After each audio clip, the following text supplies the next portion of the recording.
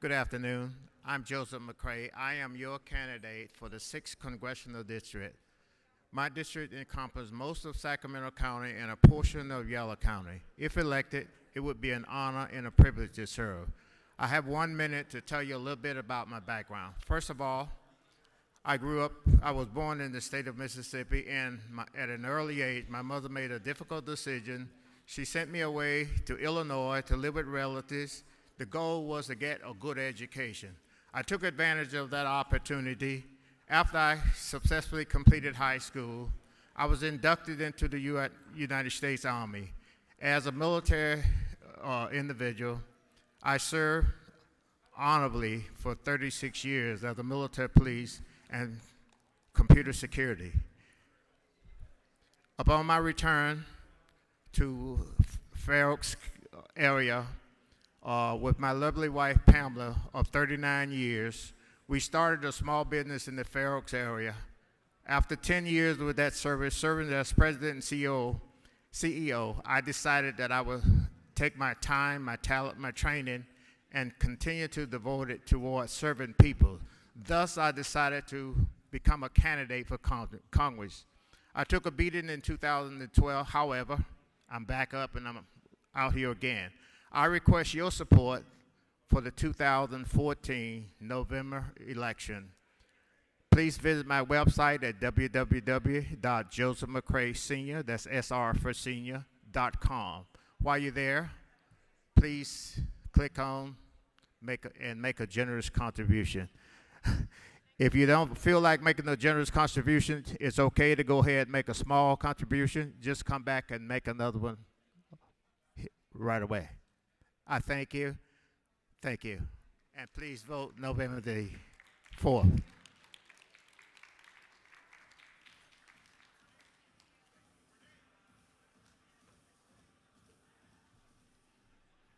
Please welcome to the stage Fiona Ma.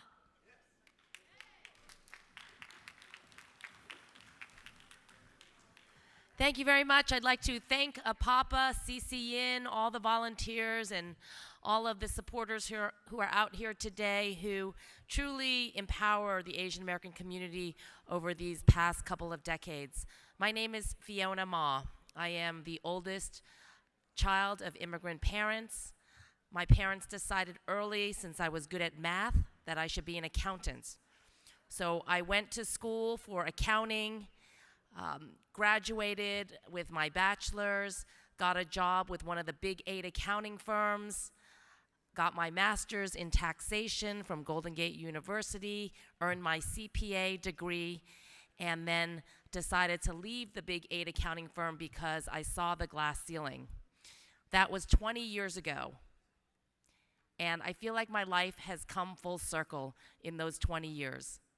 20 years ago, I left the firm. I started my own practice. I became the president of the Asian Business Association. That was the first time I had to get involved in politics, go down to City Hall, lobby the mayor and the board of supervisors, come up to Sacramento to testify on MWBE legislation. And I started to understand that politics is important to our lives, and we need to get involved. We need to be at the table. We need to have a voice. And so over the last 20 years, I got appointed to a local commission, the Assessment Appeals Board. I worked part-time for Senator John Burton. I worked on many, many campaigns, started the West Side Chinese Democratic Club, and finally decided to run for the Board of Supervisors in San Francisco. I won that seat, served 4 years, and then recently, from 2006 to 2012, served in the California State Assembly and finished as your Speaker Pro Tem, the first Asian American female to ever serve in that position since the founding of California.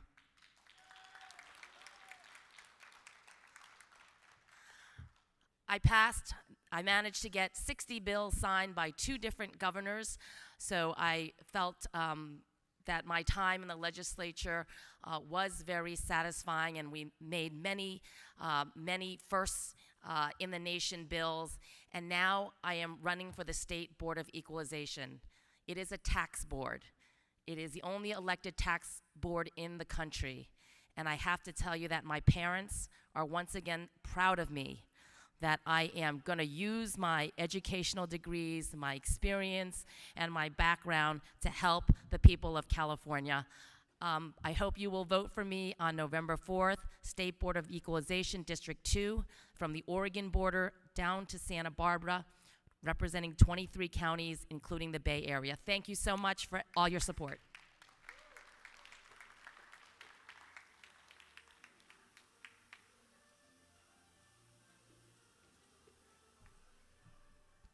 Thank you so much to the candidates for taking the time to come inform the voters. Now for our 3 state assembly races, please welcome our sponsor, Alisa Okila Odongo from PG&E, to introduce the candidates and the moderators.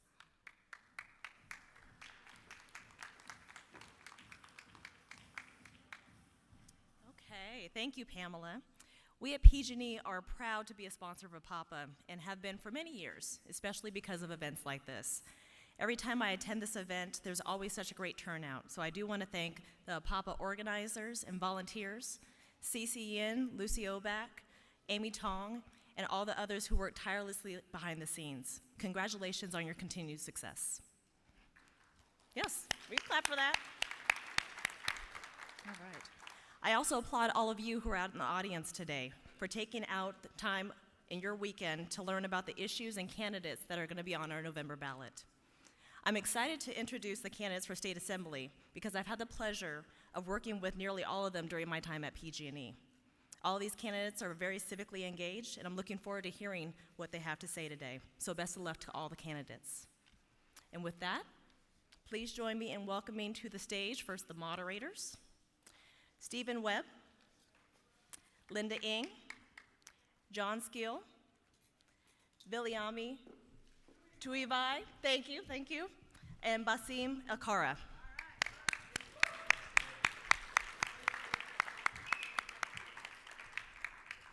And now for our candidates. For State Assembly District 7, we have Sacramento City Council Member Kevin McCarty and Sacramento City Council Member Steve Cohn. I believe that they are en route here. Oh, I see Steve right here. Come on up, Steve. Is Kevin here? No? Okay. For State Assembly District 9, we have Assemblymember Ken Cooley and Mr. Doug Halland. Oh, sorry, for 8. District 8. And for Assembly District 9, we have Elk Grove City Council Member Jim Cooper and Sacramento City Council Member Daryl Fong.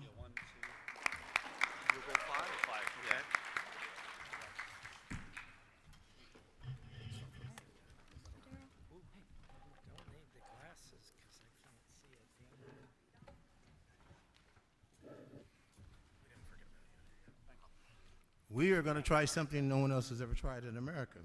We're going to try to do all of the assembly seats at one time with the questions of my great community leaders. But first off, you do me a small favor, everyone, because you've been here most of the day, and we appreciate your support and your belief in your civic engagement. Give everyone a round of applause, please. I'd appreciate it. Now, we tried the coin toss twice. Should we do it the third time? No yes. Or yes? How many say yes? Yes. How many say no?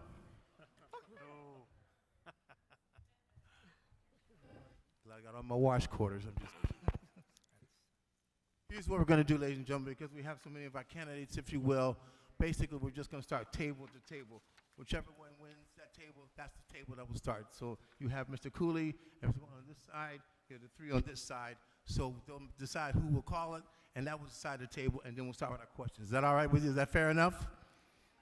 Okay.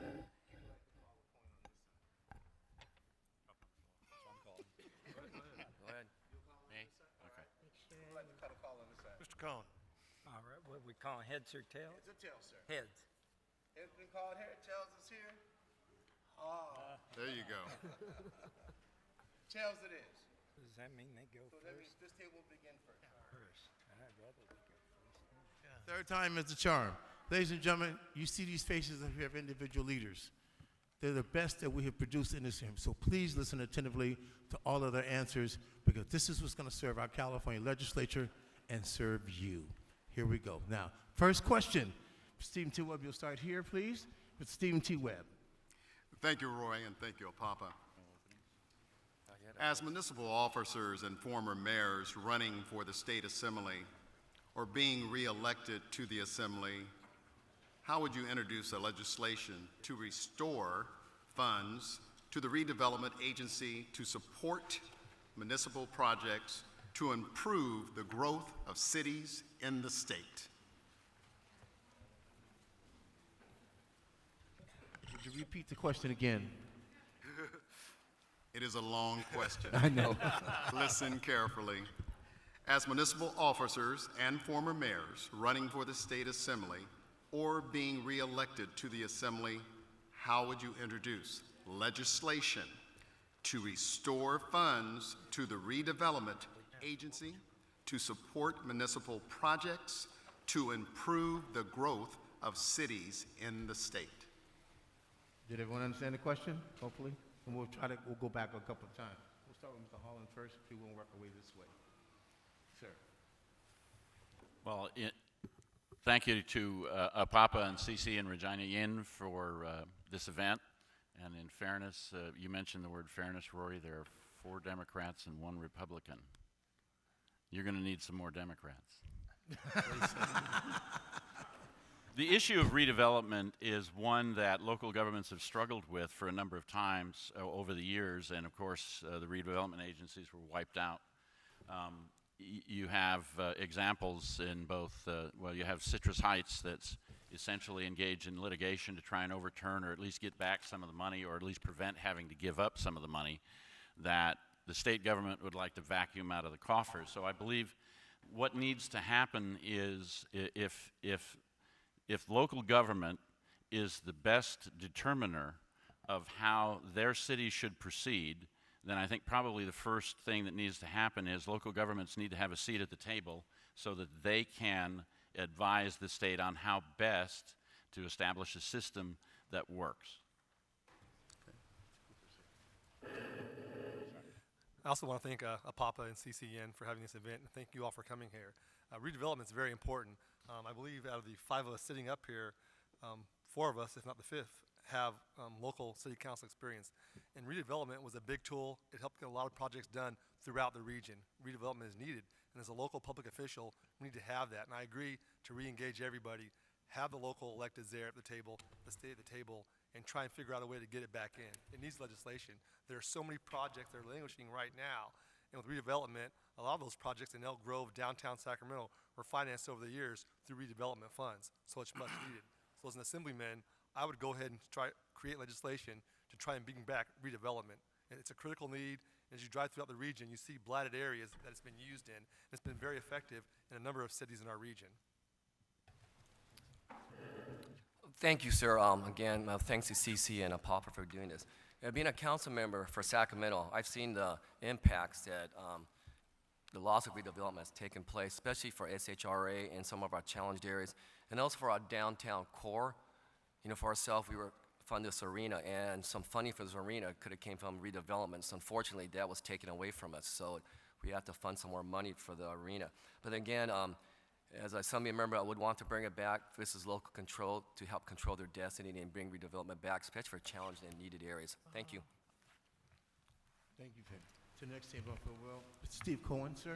Oh, well, thank you to CC and Apapa for this opportunity. I apologize for my casual dress. I came right from walking precincts, and I'm just happy to be walking. For those of you who know about my accent this summer, right. I'm lucky to be walking, so I'm feeling very good.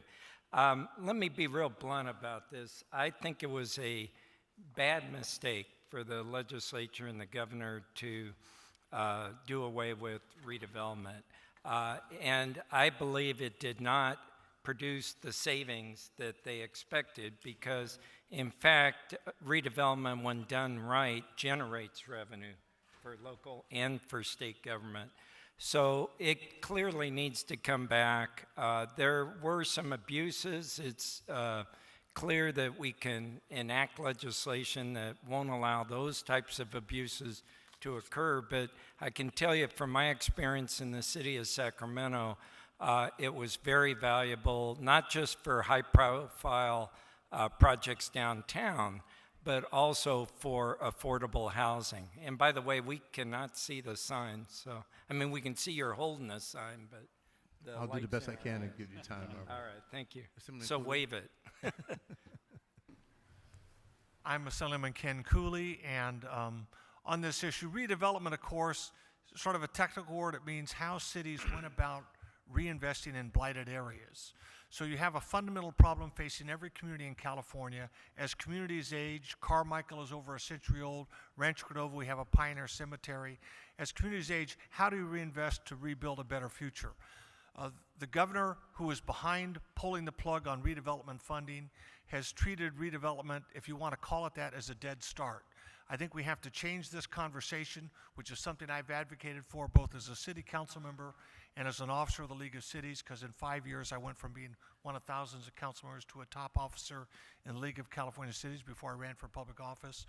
We need to just focus on how do we reinvest and establish communities to the extent that in California, as we grapple with global warming, we're trying to have more compact communities, smart growth, those sorts of things.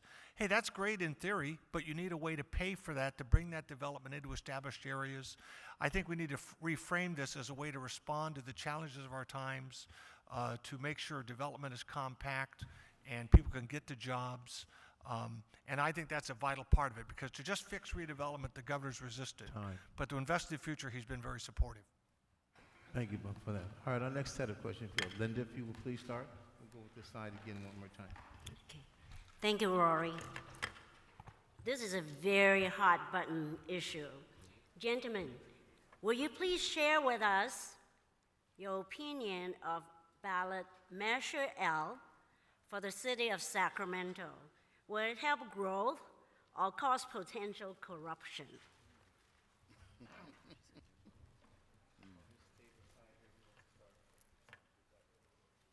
Okay, could you repeat the, I heard a little bit. Linda, could you? Do you want me to repeat the question? Yeah, yes, could Certainly. you please? Measure L. It was Okay, a Measure L, will that's you what I thought I please- heard, right, Steve? Thanks. Okay. I'll repeat the question. Will you please share with us your opinion of ballot Measure L for the city of Sacramento? Will it help growth or cause potential corruption? When I ran for a city council in 2010, one of the probably top 3 questions were posed to me was the strong mayor issue. And at that time when I was running, I didn't support it, and as now I do not support Measure L. I've always been pretty much straightforward on that.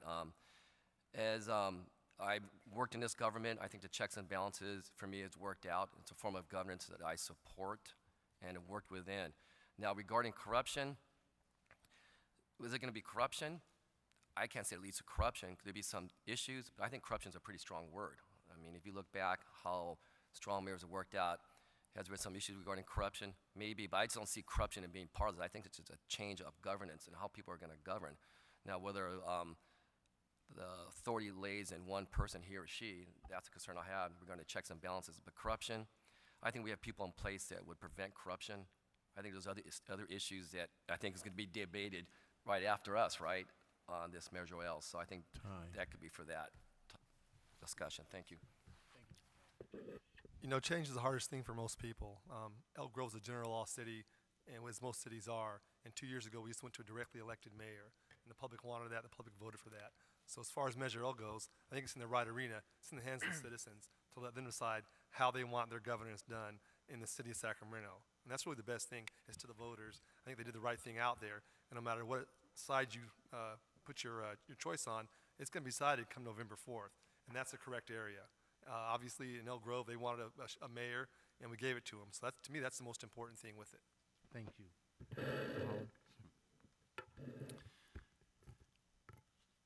Well, as Jim mentioned, when you have the opportunity to allow people to express their opinion on a particular issue, and especially when it comes to governance, I think you have to listen to what that voice says. We've seen what absolute power does in Sacramento. We've had 4 senators, 3 of them under indictment, and 1 got a pass from the district attorney on a DUI.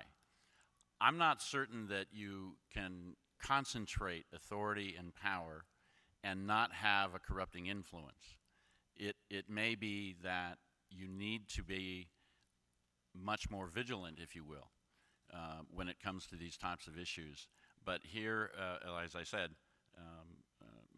my opponent and I are very familiar with what happens inside a legislative body that becomes, if you will, immune to the voice of the people and how they choose to operate their government. Thank you, sir. Mr. Holland. But, sir? Let's go on. I'll go first. I voted as a council member to put Measure L on the ballot. I think it's the right thing to do for people to vote on, and I personally support it, and I'll tell you why. Sacramento is now a growing metropolitan area. We are one of the few cities in this state and one of the few cities in this country that are large cities that still have a council manager form of government. And in fact, although the charter says that's what we have, council members and the mayor are naturally going to try to run city government because that's what people elect us to do. So let's quit the charade and be very clear that when we elect the mayor and council, that's who we expect to run our city, not what's his name, whoever his city manager is. How many of you even know who our city manager is? It's important that we have accountability at the elected level.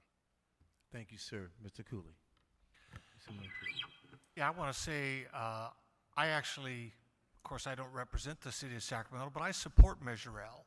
And I actually think the residents of Sacramento, the city, will end up liking it. In the strong mayor arrangement, what will happen is currently, as a colleague on the city council, the mayor has to spend a tremendous amount of his time talking in-house among the council members and city government folks, advocating his ideas, because his ideas can't set the agenda unless he brings a majority of people with him. And the problem with that is actually he loses the time to be out in the community advocating his ideas. So to me, what Measure L will do, which I think the citizens of Sacramento will like, whoever is elected mayor will develop their vision, drive a stake in the ground. This is what I think we should be doing. He or she puts it out there. That's what the mayor would like to do. That spurs a conversation among council members, and it frees the mayor to immediately go out in the community and talk about that idea and get feedback. So I think the notion that with a strong mayor you drive a stake in the ground at the front end, here's what I think we should do, and trigger a conversation, I think that'll be much to the advantage, just as Mr. Cohn has said. All right. Thank you, gentlemen, for this very, very interesting issue as we speak. Mr. Steele, you're next, sir. Thank you. If elected or re-elected to the California Assembly, what will be your top 3 priorities for the first term or second term in office, and why? This time, I will, out of respect, start with this side. Thank you. Thank you. My top priority is jobs and the economy. After the recession that we had here, it should be clear to everyone we cannot rely just on state government and real estate development as our major industries. Clearly, ag has always been big and it's growing, that's great, but we need a more diverse economy. The Bay Area is turned around now. Sacramento is a little bit like me. I'm on my 2 feet, but I'm not 100%. Neither is our economy. So that's number 1. Number 2, education. Number 3, I'll focus on infrastructure, transportation, energy, utilities, etc. That's my background. That's where I have expertise. Yeah, my 3 priorities will sort of be the same ones I've worked on already: more accountable government, dealing with regulatory burdens in the state, and public safety. Just in the last 10 days, the governor signed a bill of mind dealing with litigation.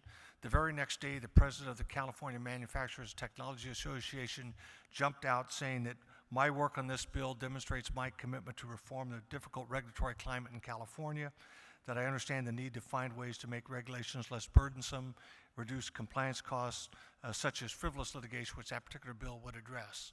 So one of my first bills in the legislature dealt with regulatory reform. I've had several bills dealing with making government more accountable. Another one of those got signed in the last 2 weeks dealing with how we do IT projects, because we've had disaster after disaster. I've been endorsed by District Attorney Jan Scully on the public safety Time. front. I have to stop you. Thanks. Out of respect to the other No, candidate no, people. good. On this side, who would like to start first with your top priorities if you're elected? Who would like to start first?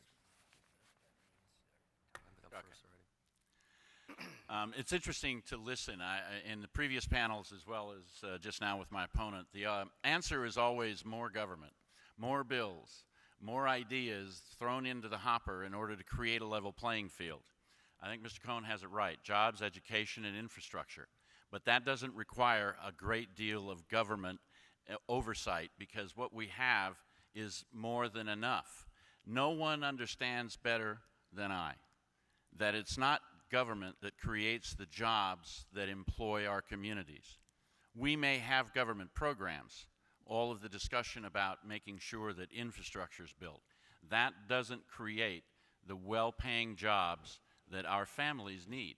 That's why in our district, North Highlands and Rancho Cordova have the highest level of unemployment in our county, or in our district, I should say. You can't continue to follow the path of ever-increasing regulatory tax schemes. We're 47th. Got to stop. I'll get off the soapbox. Obviously, jobs are important, and jobs is one of my priorities. People are still hurting, and as you know, in Sacramento, just because the unemployment rate is a little bit better now, a lot of folks still can't afford to put food on the table. Families are still struggling.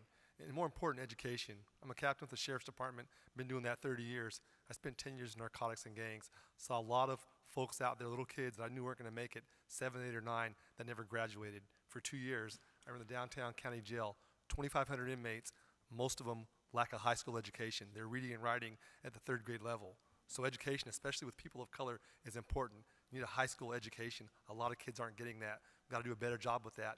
The public doesn't want more prisons built, so it's a lot cheaper in the front end to have early preschool education and all-day kindergarten. That's so important. And then water, the Central Valley, the 9th Assembly District. We produce most of the food and ag for the country. Water's a key issue with that. We've got to have water down there for those farmers to grow those crops and feed those livestock. That's so important, and that's why I'm proud to have. Thank you very much, Mr. Cooper. Sir? Thank you, sir.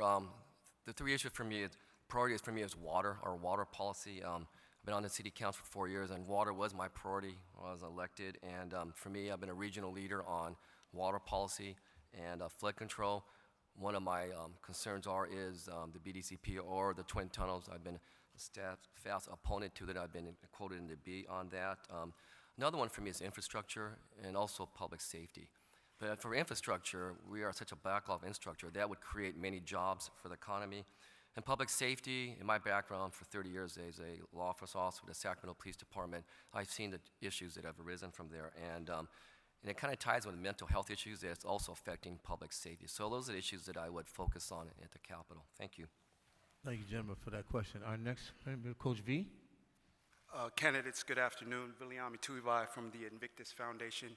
Thank you to APAPA and humbly for the opportunity for our new foundation to be a part of this democratic process and these proceedings. Candidates, this is the question.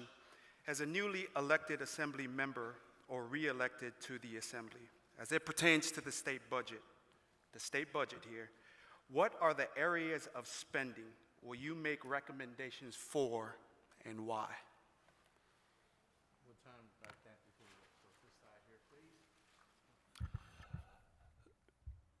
In the last budget cycles, I've made recommendations on foster care, expanding funding for something known as the Kin Gap.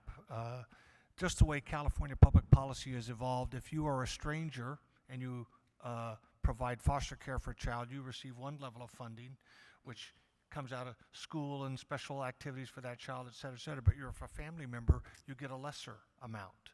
And since we're seeing many grandparents taking care of kids in a foster care role, that sort of means they don't have as much money to take care of the kids. So one area of funding that I went after was foster care, also funding for a disaster response.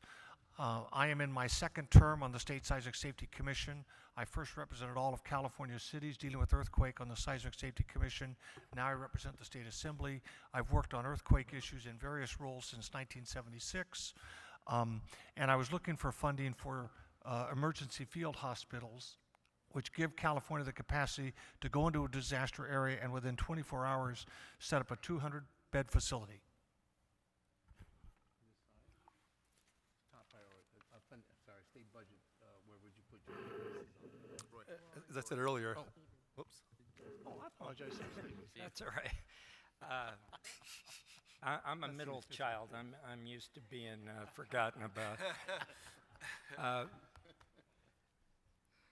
My priorities will be our region's priorities first and foremost. I have to say my role model for a legislator is Doris Matsui because I feel like she's our champion, whatever it is we need, whether it's transportation, for example, RT light rail, Southland streetcar, light rail to the airport, she's always there. I'll do the same at the state level.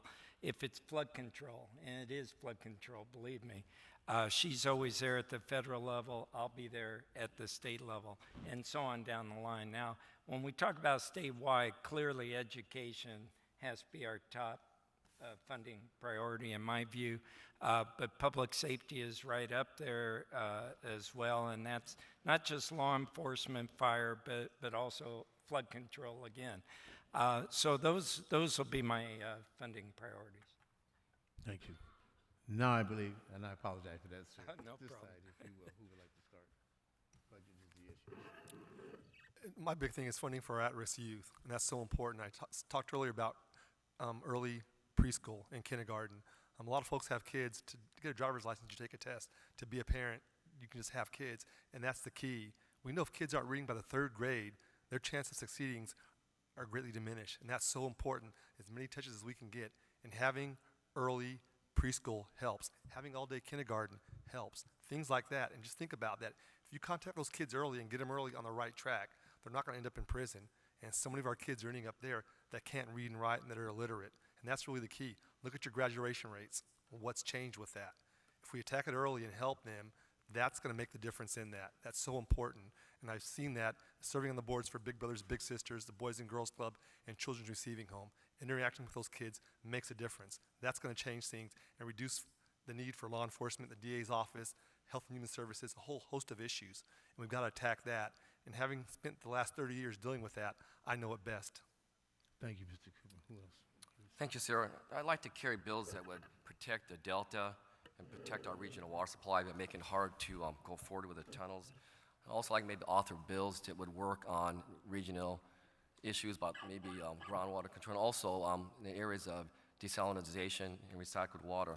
Other issues that I would look at also would be education, as Jim said, and also not anything that has to be policy. Some things I would look at the region, as Steve said over on their side, you can do and solve issues at the regional issue and outside of legislation. So thank you. Thank you, gentlemen. The next question. Mr. L. Carter, if you would, sir. Being Sorry, fair. Mr. Howell. Thank you, Rory. Trying to remember my school days, sir. That's Sorry. okay. That's all right. It's been a while. We used to work together. On a budgetary level, it's interesting to listen to the discussion about what will happen tomorrow, and it's important to understand what happened yesterday. My opponent decided to vote for a budget that included $279 million for high-speed rail. I don't believe that's a good investment in our kids' future. I believe that money should have been allowed to be spent on education.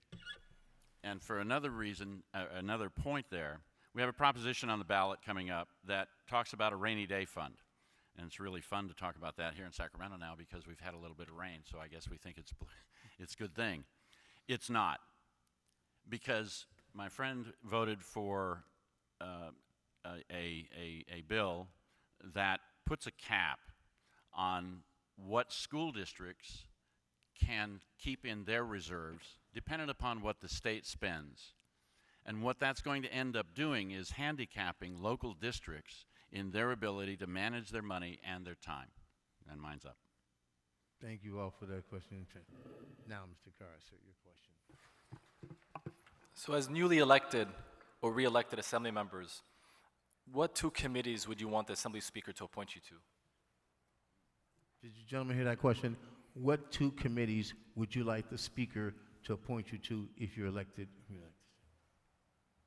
This side, please. And the choice was two? Two, sir. Education and government would be my two choices. With water and finance. The committee I worked on while I was in the legislature was the Water Parks and Wildlife, and it had the most impact on water policy in our state. I think the second one would likely be education. But again, it's imperative. It's imperative that we get off the dime and stop talking about the issues and the problems that our local governments and our children face and start acting. We've turned from benefiting from the greatest generation into the hand-wringing generation. And I believe action more than words needs to occur. Again, the question is, if the speaker, what would you ask the speaker in terms of two committees of the legislature? Which one? I could say I've asked to be on the Rules Committee, which deals with how the institution itself works, because I think it needs a lot of work. I'm pleased that as the Assembly prepares for a new crop of freshman members, they've come to my office to use material I've put together in terms of how I run my office, how to ask for bills as their examples of how to do it right.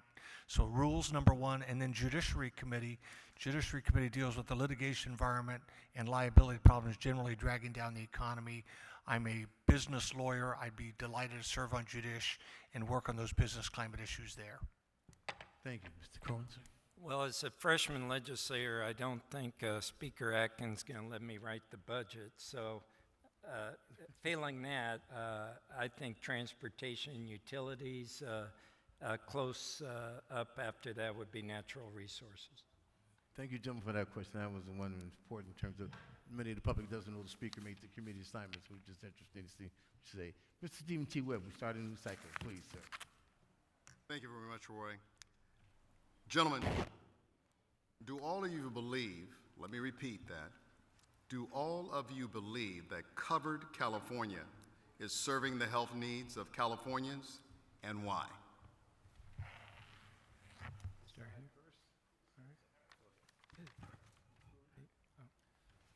I actually think it is reinventing the health marketplace, but I don't think it's fully serving those needs. I think, as one example, the African American community, I don't think they have a good strategy for reaching out in that community. So I think how it improves its outreach to the diversity of California is very important.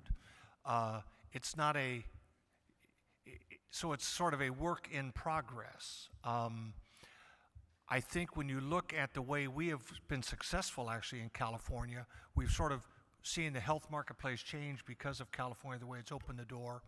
But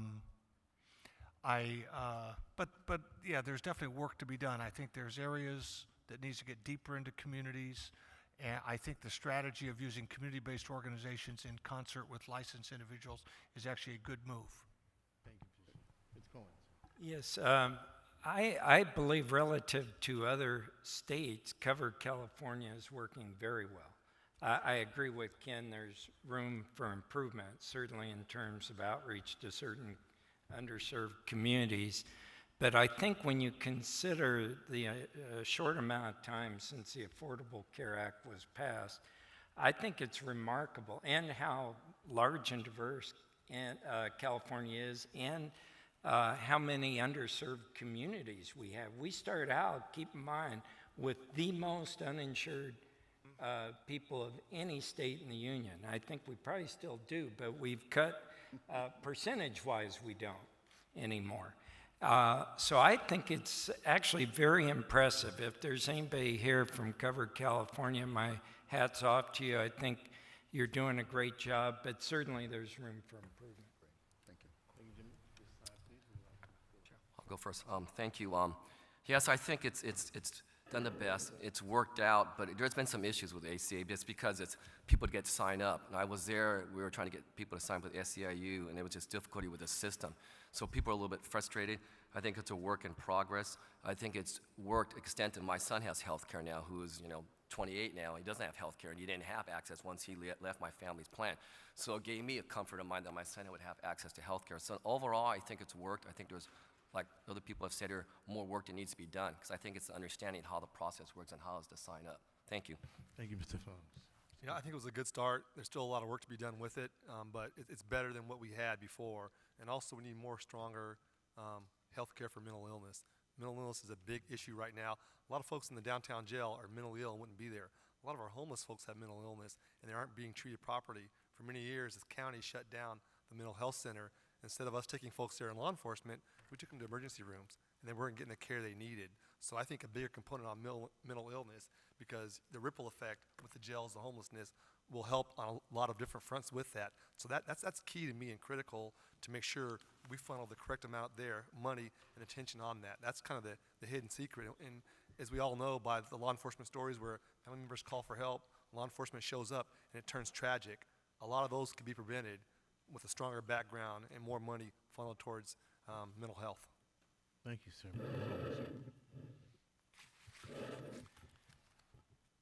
It's very interesting to hear the answers from the rest of the panel members because I was here during the congressional panel discussion debate, and it strikes me that they weren't terribly impressed with the way things are going with the ACA. Now, Covered California is the state mirror, if you will, the state reflection of the Affordable Care Act. And I don't know about the rest of you, but I read in the newspaper, I believe recently, that almost 300,000 Californians get to lose their coverage at the end of next month because Covered California can't complete the appropriate verifications and ensure that the insurance companies are getting the information on their covered clients. I don't consider that working. And I'm a little disappointed that my friend, my opponent, didn't point out the bill that the governor vetoed the other day, one of his bills, that would have taken more funds and more focus off of Covered California and put it onto a whole new layer, when the first one isn't working. I think before we start branching off, Ken, and trying to create new government bureaucracies, we got to make sure the current ones work. Thank you very much, Ollie, for that, for Cover California. That's an important issue. I believe, Linda, you're next with the second questions. Thank you. California is 49th in the nation per student spending. Annually, California spends approximately $9,100 per student. Do you think the local control funding formula for schools in California and in your respective school district will help the school financially? I'm going to ask, which side would I go first? You're referring to local control funding. As I said earlier, we have a proposition on the ballot that's going to make things worse because our legislature put laws in place in an attempt to balance funding ratios for local schools. We are 49th in the nation on school funding. We're 50th on business friendliness. We're number 1 in child poverty. That's wrong. That's just wrong, which is why I say we don't need to invest in high-speed rail. We need to invest in our children. So when we have local districts like the Sacramento Unified, who is faced with the decision to close schools, I didn't just sit back and wait and wring my hands or write a letter. I went to the board, I stood up and said, leave our schools alone in all of the areas, find ways to keep them open. I'm afraid that the proposition I mentioned and the law that I mentioned are going to make those fights even more difficult in the future for all of our communities. Local control funding, I think, yes. But I believe it was like, I'm sure Daryl, you can help me out with this question. I'm sure he's facing it as we speak. But local control funding, each district has different needs. And I think what it comes down to, the district will decide how best to apply the funding to best suit their students. So, I mean, there's some work to be done on this, but I think that is the way for us to, how they can control the education. For us to be 49th is, I just can't believe when I went to school, I mean, we were in the top tier of the school system, so definitely there's work that needs to be done. From us, we are at the bottom, we shouldn't be at the top. We're the leaders, we're California. So thank you. I think the name local control funding says it best. Local controls, the local folks know what's best for their students. Down in Elk Grove, ACE announced the top 400 high schools in California. We have 3 in Elk Grove. We work great with our school district. Thank you. And with folks down there, and really it's a team effort down there to get things done. And that's what makes it so important. Obviously, different districts have different needs. Elk Grove is different from Sacramento, but it's important to do that. And I think that's a great start. There's some fine tuning, and it's not going to last forever. Eventually, it sunsets, and they're going to need funding from somewhere. But I think long term, the answer is with education. And having done it for 30 years in law enforcement, I taught college for 3 years at Folsom Lake College. So I've seen students come out of high school that weren't prepared to go to college. I taught gang awareness and drug prevention in our schools, elementary schools, junior highs, and high schools. So there are a lot of issues there. And more importantly, half the teachers leave after 5 years. That's the problem. Why are half the teachers leaving after 5 years? That's really the big pink elephant in the room that we've got to deal with that and really answer those issues.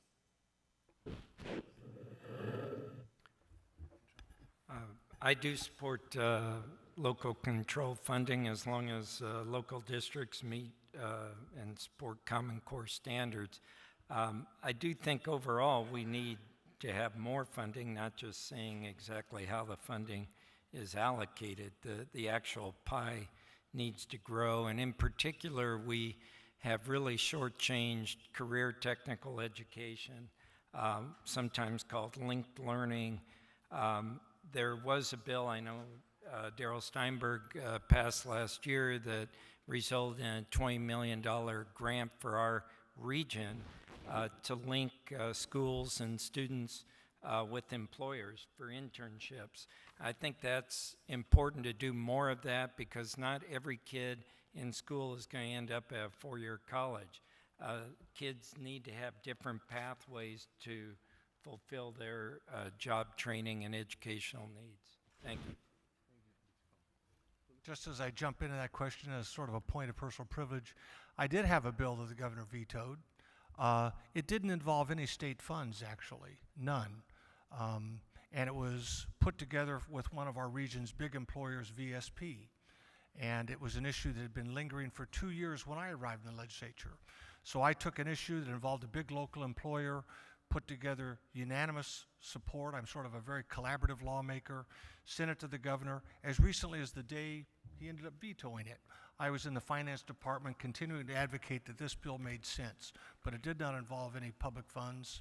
And I certainly respect the governor's ability to exercise his discretion. That is his job. I did support the local control funding formula. Wrapped into that final bill was additional funding for class size reduction in the K through 12 grades. That was one of my first bills that I introduced in 2013, and I negotiated that into the package on local control funding. So we've got to support education. I think a key piece of that is class size reduction. It's where we've lost ground in California. Thank you. Thank you. John, before I get Ms. Steele, if you will, point of personal privilege, if you're not on the PTA, school site council, or any program that supports the school, then you are in diligence of your school not being the way it should be. As a former teacher, I was in inner city schools for 15 years, enjoyed every minute of it. But the question is, the commitment is gone. We need the parents back, and I agree with Mr. Cooper. We need our teachers to believe in the students and bring it back. I'll move on to the next question. Mr. Steele, go ahead, sir. Thank you.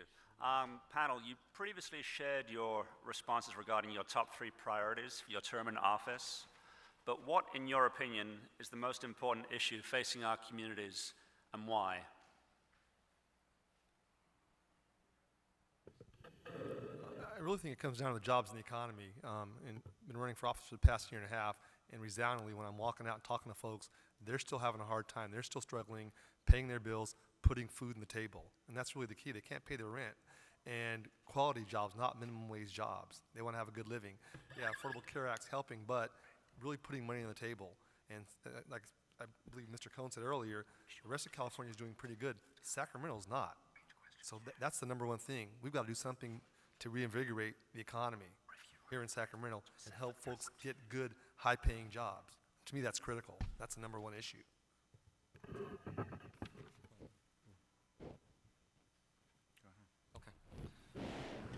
Well, one of the priorities, there's many priorities.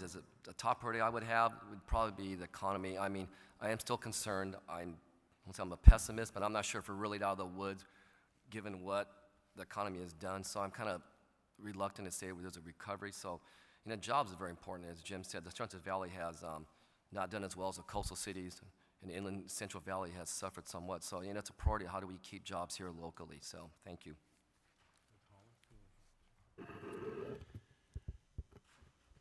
Well, in spite of the 2 days of rain, I think one of the most significant issues facing our district and our state is accommodating the new infrastructure that we need in this state in order to enhance, if you will, the employment factor, all of the issues that these gentlemen have raised.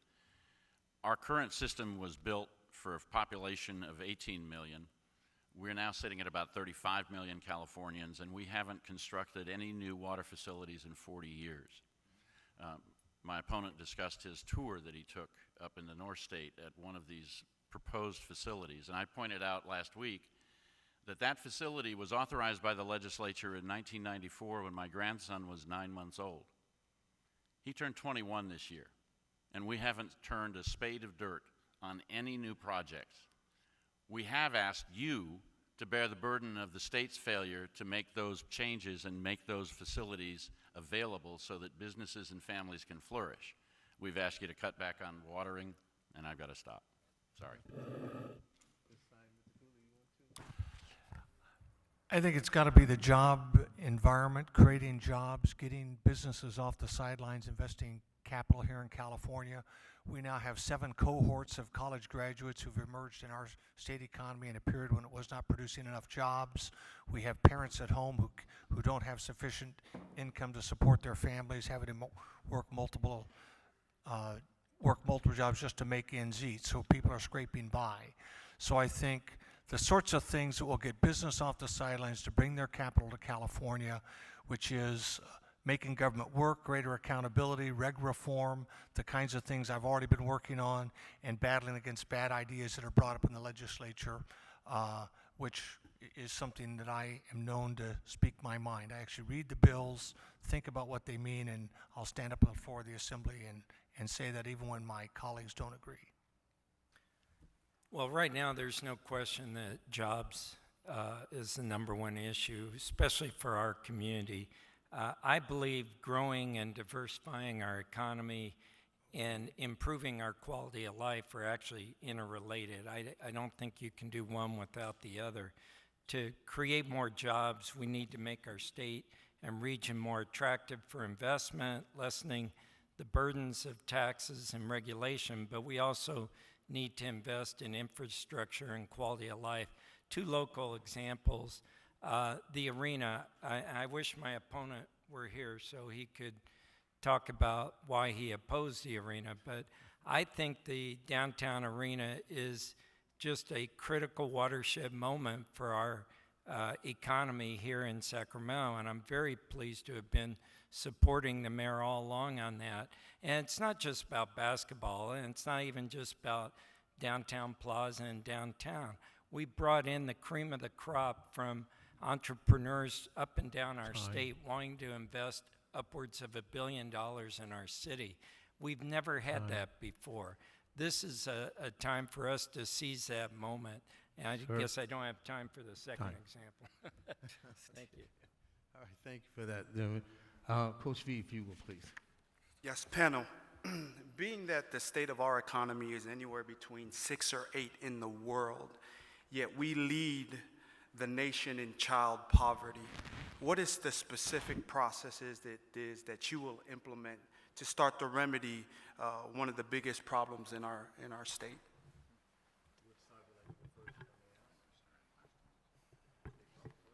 No problem.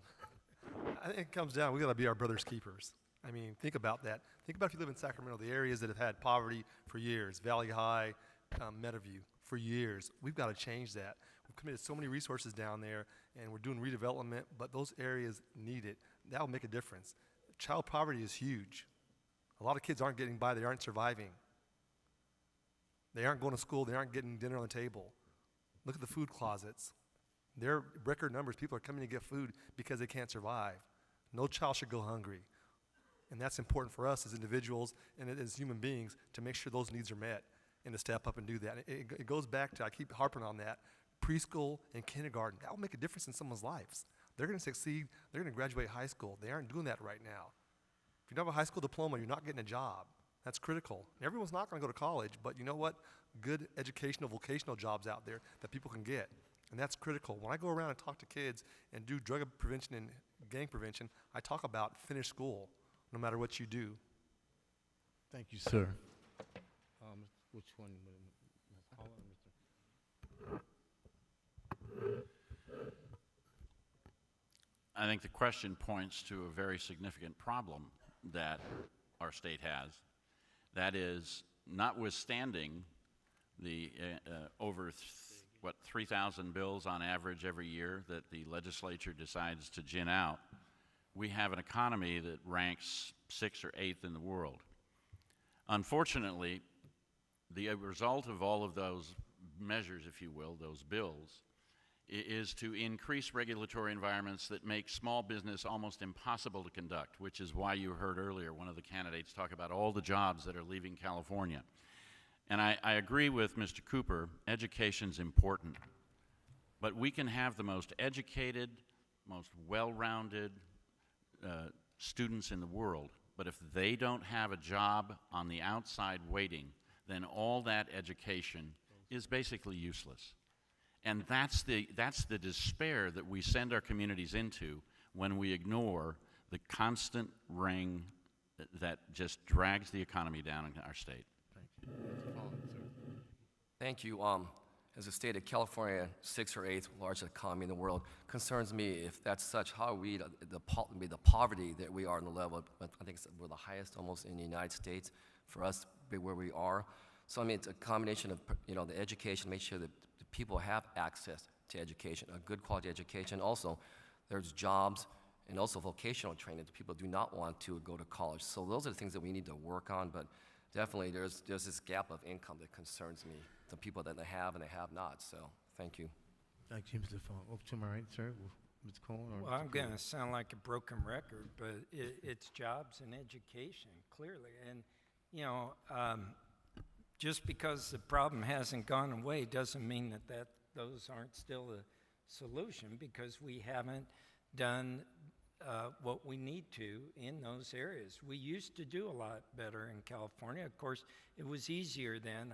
Our society was less diverse. We had a lot of federal spending in our economy before and during and after World War II, especially in Southern California. That kind of investment no longer is at the level it is in California. But we can invest ourselves, and there's investment from both private, public sector that can create these jobs. Let me go back to the arena example for one other purpose. What we have done with that building program, I think, should now be a model statewide. What we did was say 60% of the contracts need to go to local business and 20% to small business. And we did an apprentice program for kids from targeted priority neighborhoods, low-income neighborhoods, so that they can have an opportunity. Thank you. Thank you, Mr. Cohen. I appreciate it. Sorry to cut you ahead of time. Mr. Cooley, sir. Assemblyman Cooley.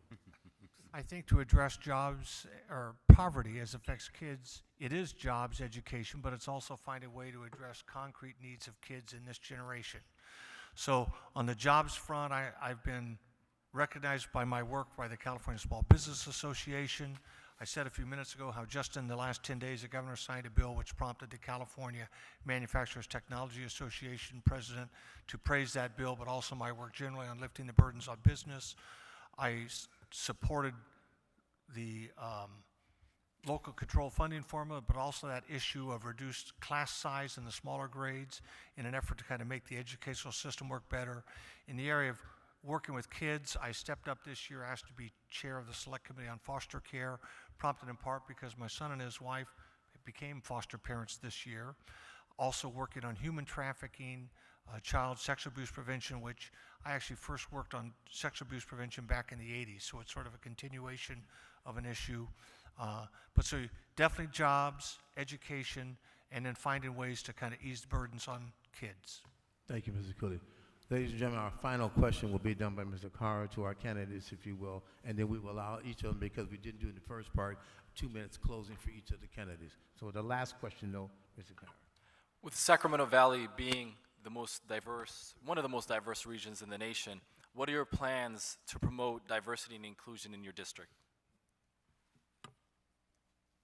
Who would like to say? Go ahead, sir. As a city council member, I was always reaching out in Rancho Cordova. Rancho Cordova between 1990 and 2000 was the most rapidly diversifying community in all of California under the census. And going back to 2007, I put on the first mortgage workshop when the economy was starting to tank. I ran 3 concurrent sessions in Rancho Cordova, Russian, Spanish, and English. I worked with my local ethnic businesses to kind of help me reach out in those communities. So as a public figure, I'm out in the community constantly and work very hard to be accessible, approachable. So I definitely feel when you take your oath of office, whether in a city or the state of California, it's a pledge to represent all Californians. I personally work hard to be available, accessible, and willing to stand up and support people and to be an advocate. I think you use your office of public service as an advocate for people, and I look to have those needs brought to me. Go ahead, sir. Well, I certainly agree, and of course, Sacramento's been widely recognized as being not only one of the most diverse, but the most integrated city in America. And there's an important difference, because it's one thing to have diversity where there's a Hispanic neighborhood over here, a white neighborhood, Asian neighborhood, etc., separated. That's together creates diversity. But when you have people living together in the same neighborhood, that is what we really need to achieve in our country, and I think we do a better job of that in Sacramento. And I think part of the reason is for the reason that Ken spoke about starts with the public dialogue, the civic center here. We do not tolerate intolerance. We do not tolerate bigotry in our region. That doesn't mean we don't have it, but we have to make sure it's recognize that it's unacceptable. I also want to pledge to make sure that my office will have representation from people that reflect our community. Sure, thank you. My job, diversity, as Steve said, we are the most diverse city in Sacramento. I grew up in a diverse neighborhood, went to a very diverse school. During my time in the Sacramento Police Department, I've worked in many organizations, Capital, worked with CARE, on many issues regarding hate crimes, and for me, it's just about civil rights. And so my time to be at the Capitol, I would just carry on what I've been doing, my whole life, to advocate for everybody. My office is diverse. To me, it's second nature. This is Sacramento. This is my home. I'm a third-generation Sacramento. People ask me, how does it feel to be part of the diverse city? I never thought anything else otherwise, and it was diversity, and I'm very proud to be part of this, and glad to work for many people in this room. So it's going to be easy for me to continue on in the Capitol to accomplish that. Thank you. Thank you. I'm going to steal Steve and Daryl's thunder, but we're the 25th most diverse city in the nation. Elk Grove is. Elk Grove is extremely diverse. Our schools, a lot of people. I've been teaching intercultural communications for the Sheriff's Department for over 20 years. Elk Grove established a multicultural committee of citizens. We put on a yearly multicultural festival. We just had it, and we've had about 10,000 people there. Our schools, if you go to schools, it's every different color. The languages for the Elk Grove Unified School District, which is the fifth largest, speaks a variety of languages. We've got everything, and the city is working with nonprofits to help people of color. So, we've got it all down there. And the best thing about it, some of the best schools, 3 of the top high schools in California, people of color. To me, that's what's important to me, to be diverse and let it reflect in your children. That's the key. That's probably the biggest thing I'm most proud of, is that we have our kids down there. They're smart, they're intelligent, and they're successful. Thank you, sir. Mr. Holland. I have to believe that the diversity of our nation, our state, and our community is the rich fabric that binds all of us together. And it doesn't require a government program, it doesn't require a local government council, it just requires people to reach out and talk to people, which is what I've done extensively, both in my time working in the legislature, but also as a Rosemont Community Association president. I don't believe that we if you will, increase our understanding of one another by sitting back and letting, if you will, government speak amongst themselves and then tell us what we should feel. That's why I've reached out to many communities across our district. I'm proud to have been endorsed by the American Sikh PAC and others in our community, because I don't just wait for the formal process. I go out and seek the opinion, the understanding, and the issues within the communities. Thank you. Thank you, gentlemen. I have to apologize. I've been just told I have to make the closing down to 1 minute, so we're going to stretch that 1 minute as long as we can, but there will be the closing, if you will. But before I do that, ladies and gentlemen, please give them a round of applause, the candidates, if you will. Please show them the love, the Papa love. Who would like to start first with the closing, if I may? Which side? Assemblyman Cooley? Again, I thank Papa and CCN for putting this on. I'm running for re-election to my second term in the State Assembly. I'm proud that even in the 2 years I've there, the institution has taken notice of how I do things and looking at to train future Assembly members. I'm proud that here in Sacramento County, District Attorney Jan Scully has endorsed me. I'm proud that Jimmy Yee, who we honored today, has endorsed me. In the city councils that I represent, Rancho Cordova and Citrus Heights, 4 of the 5 council members, which means bipartisan, Democrats and Republicans, 3 of those in Rancho Cordova, Democrats and Republicans, have endorsed me. I'm definitely see myself as somebody who is a broadband advocate for my community, hardworking, willing to listen to everyone and take up a cause and push it hard, even if it means that you lose some bills by way of a veto. You know, it's your job is to put your best foot forward, to carry the water, carry the ball as far as you can, and that's what I'm looking to do. I'd be honored to have your support in November. Thank you very much. Thank you. Mr. Cohen, sir. Thank you.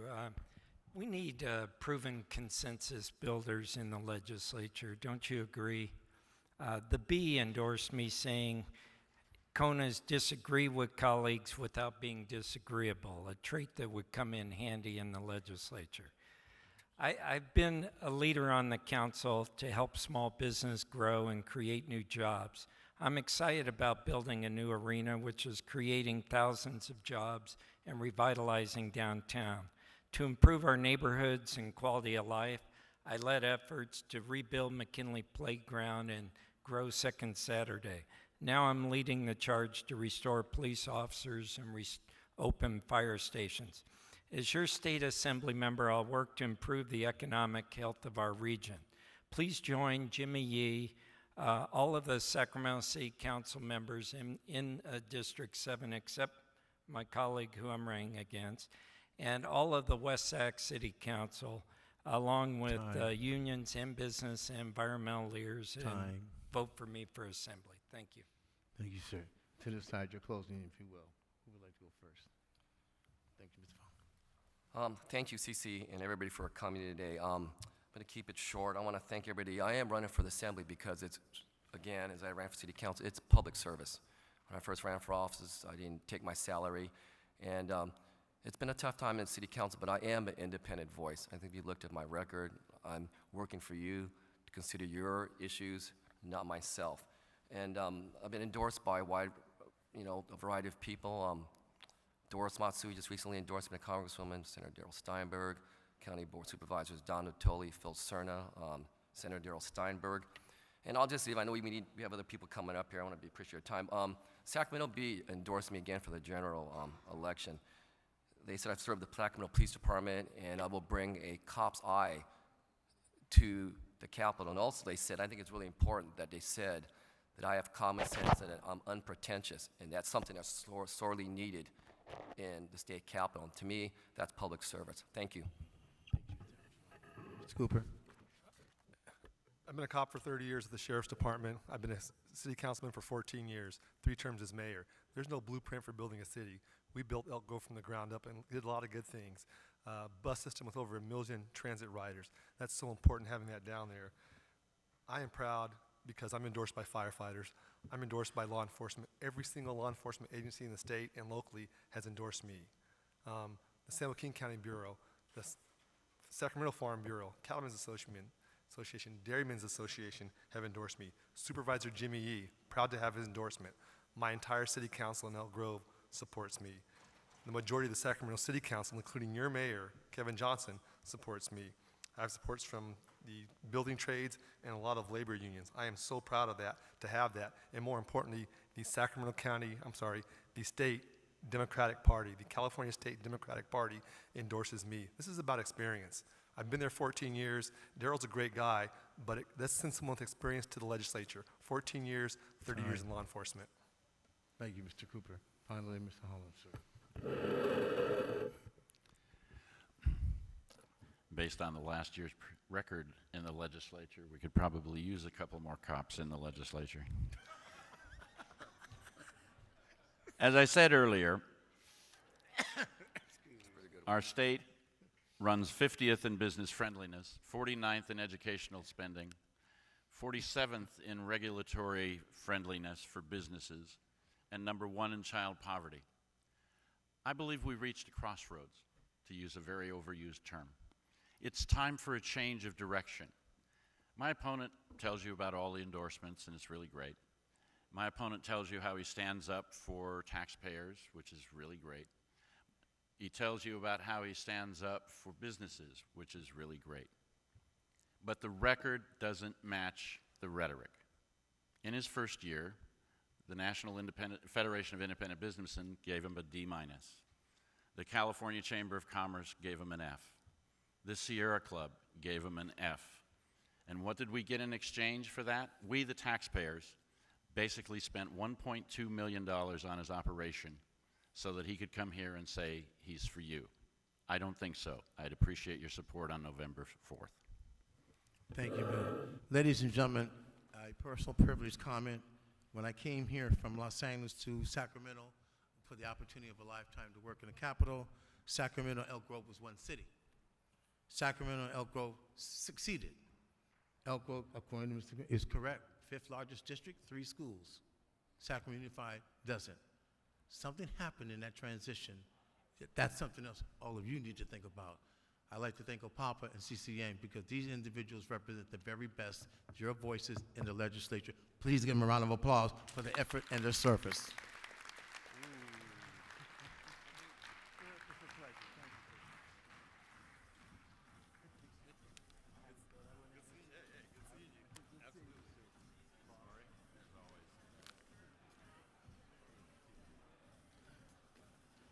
Thank you, brother. Ladies and gentlemen, we have our final panel, which is, I'm sure, is going to be exciting for so many of you. The life and birth of Sacramento is at stake. Measure L is next. Measure L, the life of Sacramento.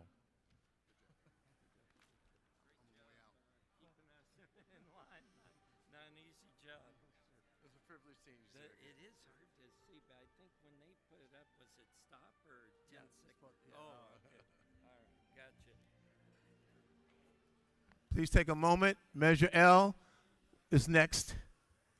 The life of Sacramento. Standing for a long time.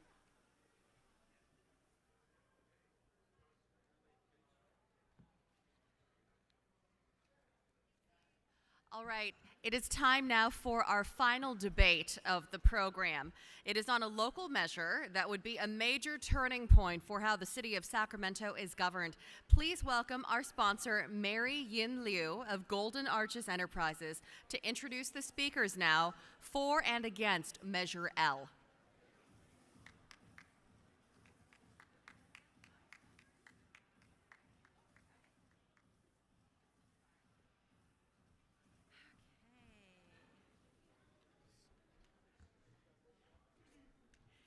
Good afternoon, Sacramento. Are we here?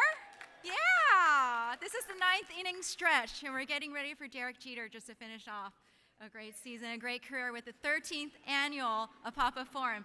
But we hope you will grab some water, get some wonderful McDonald's chocolate chip cookies, some apples, and please be seated so that we can welcome and introduce some outstanding panelists and moderators for Measure L. Hello, my name is Mary Yin Liu, and I'm one of many APAPA board members. And also, I'm proud to be part of the business community as a McDonald's franchise owner. And all of us are here for one reason, and it's to represent the great diversity of our community. Yes? Yes, can we hear it for that? Yes, we can. And I really want to thank all the volunteers, the board members, the sponsors, and everyone here today for marking this milestone for our forum and for our greater community at large. Without all of you, we would not be able to strive for and achieve what we do every year, and that is civic engagement and civic leadership. So if I could all have your attention for 1 minute. Could I have your attention, folks? And I will go ahead and introduce the panelists and speakers, but I do want to just share with you first that we do have something as a token of appreciation that the volunteers are going to pass out to everyone here, and that's a thank you with a free breakfast sandwich from McDonald's, which you can redeem anytime. This will be great, because I'm thinking that as you leave here today, you're going to be better educated and more informed about about everything you've heard today, the candidates and the different measures. And when you wake up tomorrow morning, that will be an extension for you to tell your friends and family to get out the vote in November, because that's what we're all going to do, and that's what we're here for. So with that said, I want to thank the panelists and moderators for sharing their perspectives on Measure L. This measure has certainly sparked a lot of heated debate for and against this plan. It will be on the ballot this November, and there is no doubt that you will leave here better informed and with a better perspective from these speakers. First, the moderators. There are 4 of them. Please join me in welcoming Bassam Ikara, Sunny Chong, Betty Williams, and Indy Kalarai to the stage. Thank you so much. Thank you. And I would also like to introduce the 2 panelists who opposed Measure L, and those are Heather Fargo, the former mayor of Sacramento, and Paula Lee. Thank you for coming, Heather and Paula. And also the 2 panelists who are proponents or supporters of Measure L, and those are Maylee Tom and Jay Chenier, City Council Member for District 5. Maylee and Jay, thank you. Hopefully I'll have 3 questions. I'll be the one that's stuck with the 4th question. Let's give all the panelists and moderators a warm welcome and recognize them. Thank you so much. 4th question? I only have 3.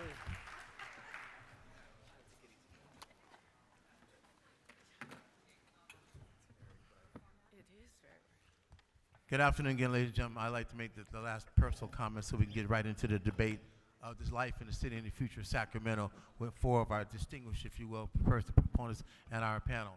I need to personally thank OPAPA and CC Yang to even have the privilege to stand at this podium. I'm currently the chair of the Cultural Advisory Council of the State Fair, member of the Black, if you will, Media Association, a proud member of the local branch of the NAACP, for those who know National Association for Advanced Colored People, and I'm also the March Coordinator for MLK 365. But ladies and gentlemen, what OPAPA has done is given all of us an opportunity to serve the community and civic. So standing in this podium for OPAPA is the most important thing, honor I've ever had in my life. So please show a round of applause to OPAPA and CC Yang for making this happen, the democratic process, alive and well in Sacramento. Show some love, everybody. Show some love. I thank you for that, and I thank you for the honor. Now, we are at Measure L, and we're about to really start. We're going to do a little differently because these are not candidates. They're dealing with a ballot measure, so I'm going to allow them up to 3 minutes or so for opening. I would do the quarter thing again if it works, and we'll try to see who starts off. The first will be an opening, and then we'll decide who goes next in terms of the questions from our, if you will, our community leaders, if you will. So, with that being said, anyone you want to start first, or would you like me to throw the quarter thing again? Usually the pro side starts first, because usually the pro side starts first in a pro-con thing like this. They're the ones proposing the measures, so. Then the opening remarks will be to my right, please. Opening remarks. No, do you mean that they start first? Okay. Yeah. Sorry. The opening remarks are to this side. I apologize, please. Okay. I know. They're the proponents. Thank you. So my name is Jay Chenier. I'm the vice mayor, and I represent Council District 5. I've been on the city council for 4 years now and was reelected in June. I want to start by saying that the first strong mayor proposal a number of years ago, I opposed. I thought it was more like the strongest mayor rather than the strong mayor. And I didn't think it was a good idea for Sacramento. But I watched over time as the mayor and others took the proposal that they were using and vetted it and spoke about it with both members of the community, with people in labor, with the business community, and really reworked it to the point where I think it's what's right for Sacramento. I support it. I think that it shouldn't be a battle of personalities here. It's not about our current mayor. It's not about any future mayors. It's really about what's the best thing for Sacramento. How do we take advantage of the opportunities that we have right now in the city?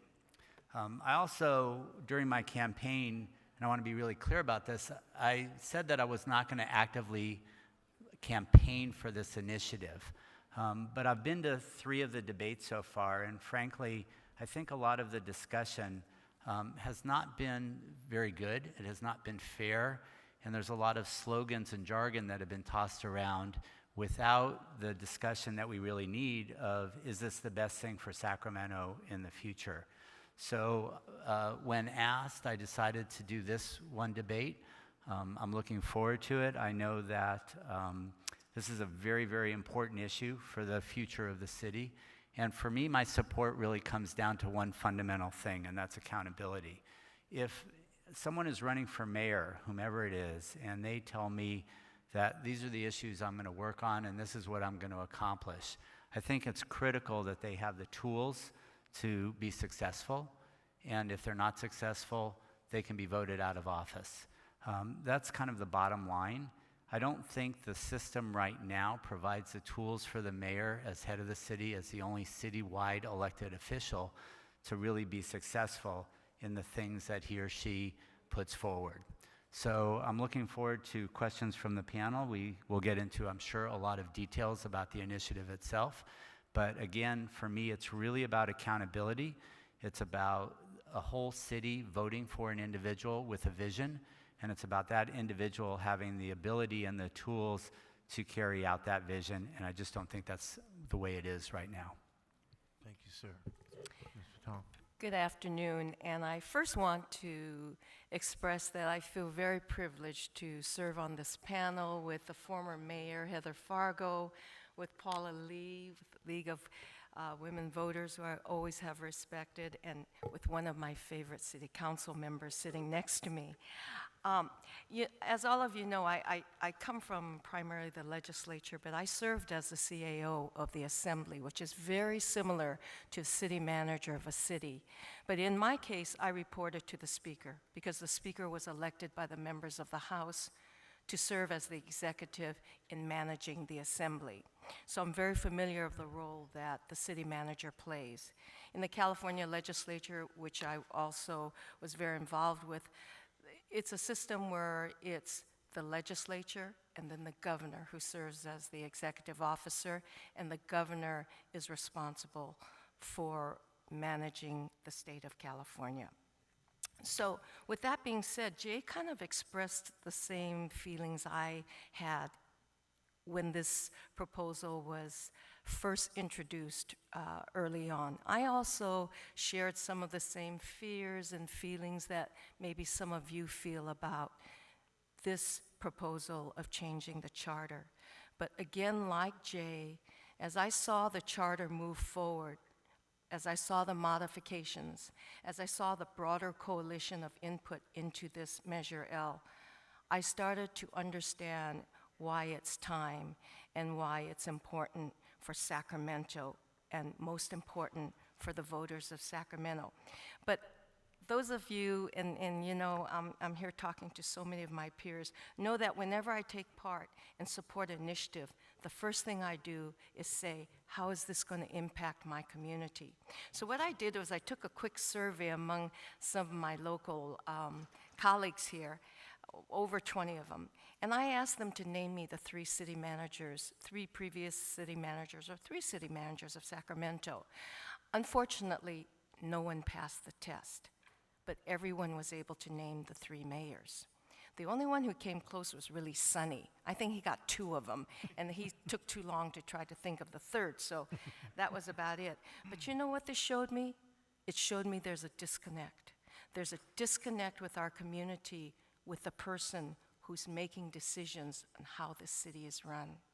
They couldn't identify who the city manager was.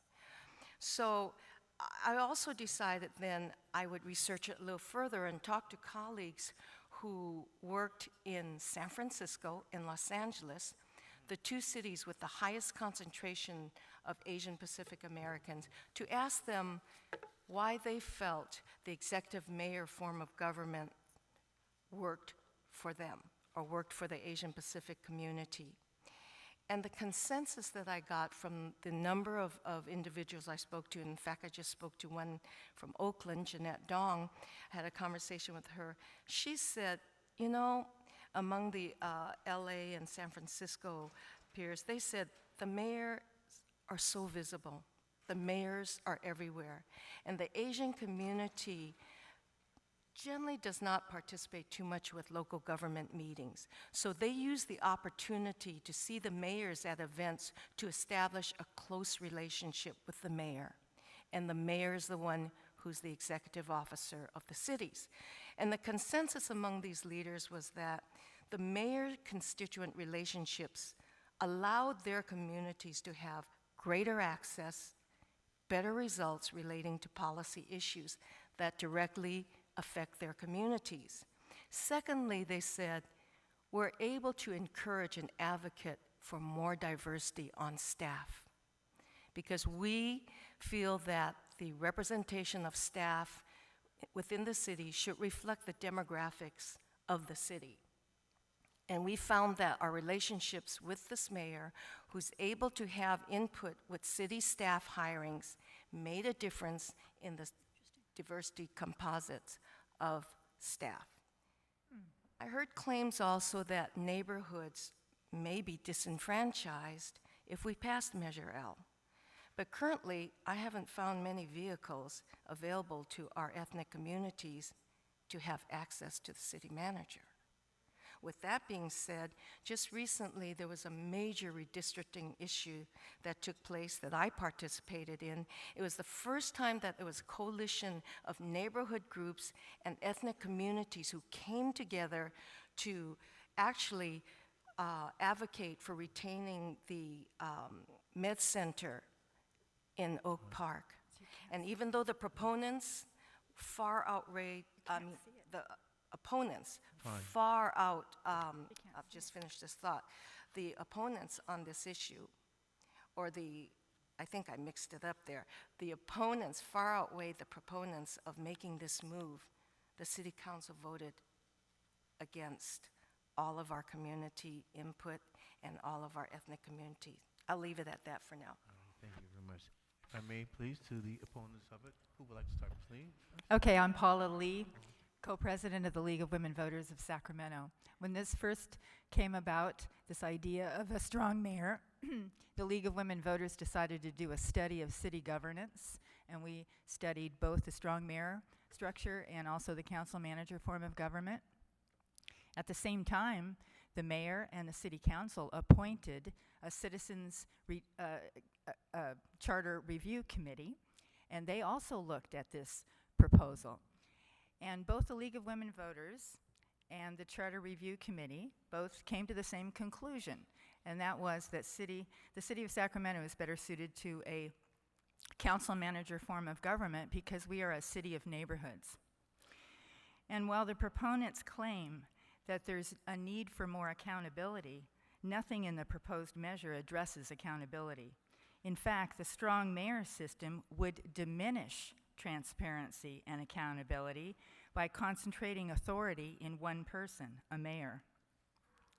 It would also be easier for special interests to use money and political power to influence just one single elected official privately, rather than having to obtain a public majority or a majority of the city council support. This proposed change really weakens the city council and the representation of residents in the districts. It grants a mayor power to veto any ordinance adopted by the city council, to oversee budget preparation, and to veto any changes made by the city council. And he or she would be able to veto those changes without hearing any discussion from the council or the public. A mayor would select the city manager, confirmed by the council, but that city manager would be directed only by the mayor and could be removed without cause by the mayor. All of a sudden now, the city manager's job is a political job. He's beholden to one person for his job, or her job. The current system retains a city manager based on professional qualifications who works with the city manager. That's real accountability. A mayor can be accountable every 4 years to the public, but a city manager can be fired any Tuesday night by a city council, and that's real accountability on a weekly basis. The assertion that the proposed changes brings checks and balances is absolutely false. A mayor could exercise his or her decision-making and veto power in private, not in public, and not be required to hear any public testimony. And to overturn a mayoral veto would require 6 out of 8 votes. That's 75%, beyond 2/3, more power than a governor or president has.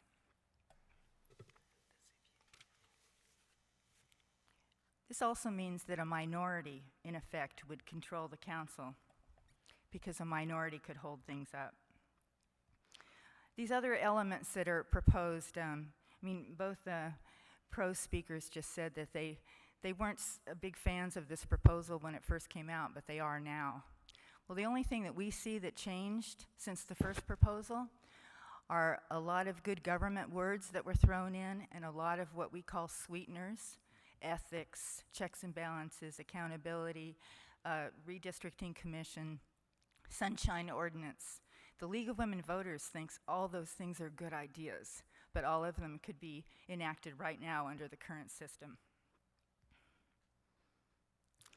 We think that today's cities succeed in a collaborative atmosphere with a mayor leading, a mayor as the political leader, working with a council and a city manager to make good things happen for the city. And we see no convincing evidence of any reason to change our charter. Thank you, Ms. Lee. We'll now go to the Honorable Mayor Farrell. Heather, please. Thank you very much. Good afternoon to everyone, and thank you very much to APAPA for giving us this forum today to talk about Measure L and to talk about the city charter and to hopefully have a meaningful discussion about why we think it does not make sense to change the charter in this way at this time. And hopefully we'll have some motivating and inspiring questions and be able to have a good discussion here today. I served as mayor in Sacramento from 2000 to 2008 under the current charter, under the current system, and I felt it was very workable. One of the reasons I'm opposing this is because I felt that I was able to get things done, and I am particularly prone to wanting to work in a collaborative nature and working closely with the city council, getting to 5 votes, being able to get a majority of the city to agree with me on issues and move forward together with the support of the city manager. I disagree that the city manager is a hidden person. If you had invited him here today, he probably would have come. I took him to a lot of community meetings when I was mayor. I don't see that happening now, but it certainly could be if people wanted to meet directly with the city manager. In fact, one of our meetings last week in one of the neighborhood associations made it very clear that they had spent time with the city manager, but had never had an audience with the mayor. And that's just, part of that is personality driven, and part of that is priority driven, and part of that is just plain time. There's not enough time to do everything you'd like to do. But this proposal was studied by the League. It was also studied by the Citizens Review Committee for 11 months, and they came to a 10-to-1 decision opposing this change, opposing this charter. The main change that is my favorite change to the charter, other than making it full-time, was the amendment in '71, which took us to 8 districts. When we were able to have 8 districts, that's when it really changed about who could be elected to the city council. Prior to that, it was pretty much white men out of East Sacramento and Land Park. And since then, we were able to have people like Tom Chin and Jimmy Yee elected, people like Bonnie Pennell, and before her Sam Pennell, people like Lauren Hammond, women like myself. It really changed who could be on the council, and it also changed the relationship people had with their council. We have evolved into a culture where people and neighborhood associations work very closely with their elected city council members, and working together with them, with the mayor and the city manager, are able to get things done in Sacramento. So why would I be opposed to this? Let me tell you what Measure L does. Measure L removes the mayor from the city council, which means the mayor is not hearing public testimony anymore, the mayor is not involved in discussions with the council in a public way, and the mayor is not involved, but the mayor can veto decisions made by the council. So even though the mayor isn't involved in that, leaving only 8 members on the council, decisions that are worked out through the city council with the public, with the community, can then be vetoed by the mayor, including important projects in the budget. I think that's very unfair, and I don't think it's very democratic. I don't consider it accessible to remove the mayor from the council, more accessible, and I don't consider it more accountable to have decisions made in private. It transfers power from the council members and therefore the neighborhood associations to the office of mayor, and I find that troubling.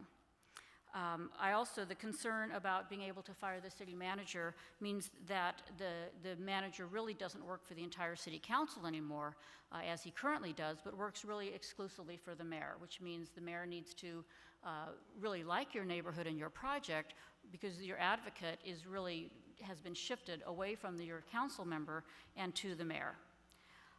So I consider it less democratic. I also feel that no convincing case has been made to make this change, and I would challenge the proponents today to tell us what is it you would do with the additional power, what is going to change, what problem is going to be solved in Sacramento that can't be solved now. And I don't know what that is.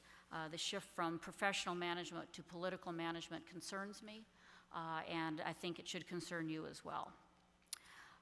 So with that, I urge you to vote against Measure L, and I look forward to the questions. Thank you. Now, ladies and gentlemen, our community leaders will begin the questioning, starting with Mr. Sunny Chung. Sir. Okay, good afternoon. Going back in the past a little bit, on June 11, 1990, the Sacramento City Council voted 6-2 for a stronger mayor situation.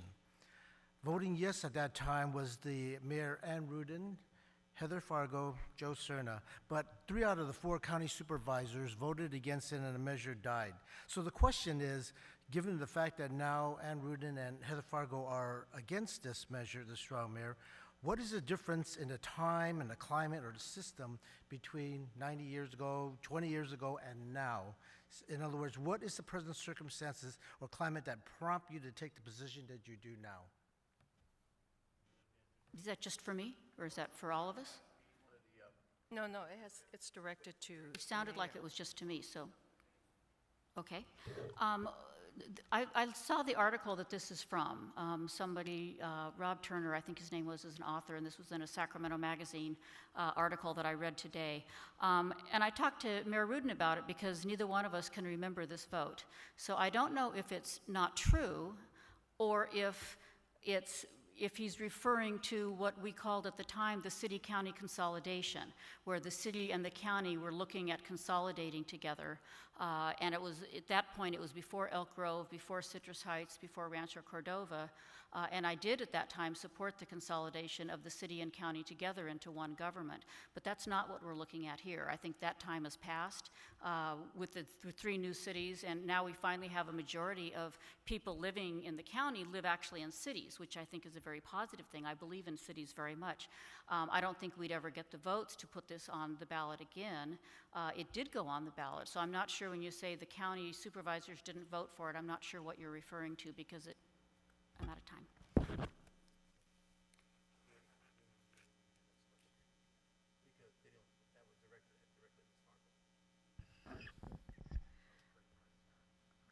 Thank you, Rory. Good afternoon. My question is this. Who does or does anyone benefit from the passing of Measure L. So in other words, is there a benefit for the mayor, city council, the city manager, or the citizens of Sacramento? Who would it, if anyone, benefit? Actually, I would like all of them to answer. Sure. And what's the time? How much time do we get on this? 1 minute.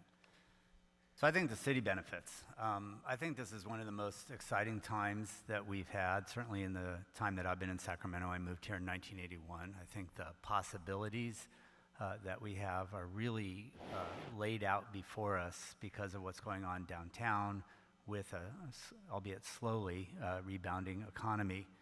And we do have a council that works together. I don't think, as some of the people have said, that we're saying that there's a broken system. I think the system works now. Sometimes it has little breaks, as Maylee talked about the redistricting question, which we can come back to. But I think this is really about the time that we have now, the ability to take advantage of opportunities as they come forward. We need a nimble government. We need one that is democratic, and I would challenge people to say this isn't democratic. This is what we have in the executive branch with the president and at the state level with the governor. But we need to, it's hard to see that with the lights here. But what we need is a government that can take advantage, and so I think all of Sacramento would benefit by passing this initiative. I agree with Jay. I mean, the mayor is the only elected official that's elected citywide. So why shouldn't he have the responsibility to manage a city if he's the only elected official that's been voted in by all the voters of the city? And I think the city has outgrown its current government structure. I think it's grown 7 times. There's been no change in the government structure since 1920. But bottom line, it's accountability. And I think the voters need to know where the buck lies when the decisions are being made about how this city is managed. Well, the League of Women Voters thinks that the neighborhood associations right now benefit with the current system because they have a council member to go to. That is their voice at City Hall. We believe very strongly in citizen participation in government, and we think that will be greatly reduced under a strong mayor proposal. We think the people that will really benefit under a strong mayor proposal are the people who are contributing to this campaign in a big way. Huge contributions from people that don't even live in the city. They are looking to benefit somehow. And I urge you to look at those contributions and ask yourself why people outside the city want to change our city structure and overhaul our city charter. Mayor Fargo. Thank you. Well, one thing that I think is good is to look back at that history. The proponents often talk about the fact that the charter hasn't changed for 100 years, and the reality is that it has. As I talked about in my opening remarks, in 1971, we changed to having 8 council districts elected, council members elected by council districts, and a mayor elected at large. We used to have a strong mayor form of government, but in the 20s, there was a big reform effort throughout the United States in reaction to the corruption and favoritism that was going on in strong mayor cities around the United States. And that reform movement was called the council manager form, and that is what we adopted along with many other cities. Hiram Johnson was very involved in reform issues in the legislature, but we were very involved as a city in making that charter change here in Sacramento in the 20s. So I think what we need to do, and what we've been trying to get people to do, is look at what works for Sacramento. Yes, there are cities that have a strong mayor form of government that work well. There are also many cities that have a council manager form of government that work well. Cities like Phoenix, like Dallas, like Austin, like North Carolina, Charlotte, North Carolina, which is the financial capital of most of the United States. These cities have council manager forms of government. Some of them are larger than Sacramento, and they work well. So what we need to do as a city is look at what benefits us. And we think the current system is better, and we think that there are not a lot of people that will benefit from the change. Thank you very much. Thank you, Mayor Fargo. Good afternoon. The question I have for you is, if passed or adopted, which powers from the city government would transfer to the mayor's office, and what powers would be taken away from the city? So you want an both sides, explanation sorry. of the initiative in 1 minute? So, I think fundamentally what happens is the mayor is responsible for presenting a budget. The city council then passes the budget, so there's still quite a bit of power within the city council working with the mayor. They're going to have to be collaborative to pass a budget. The mayor will have veto power. The city council could override with 6 votes, and it is 6 out of 8 votes.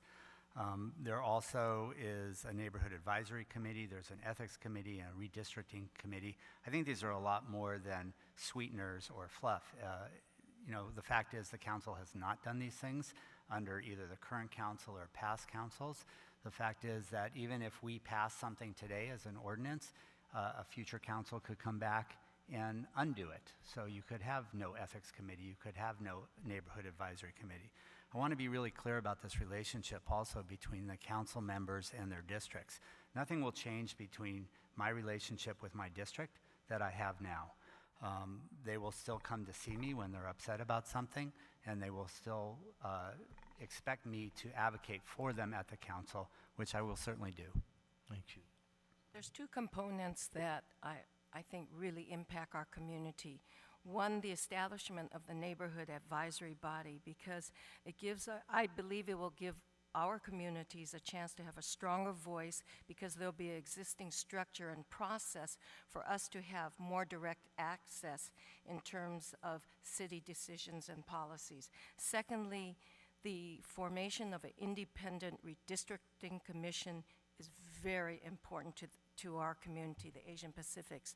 We've often been denied, we've often been neglected because our voice and our numbers have been small.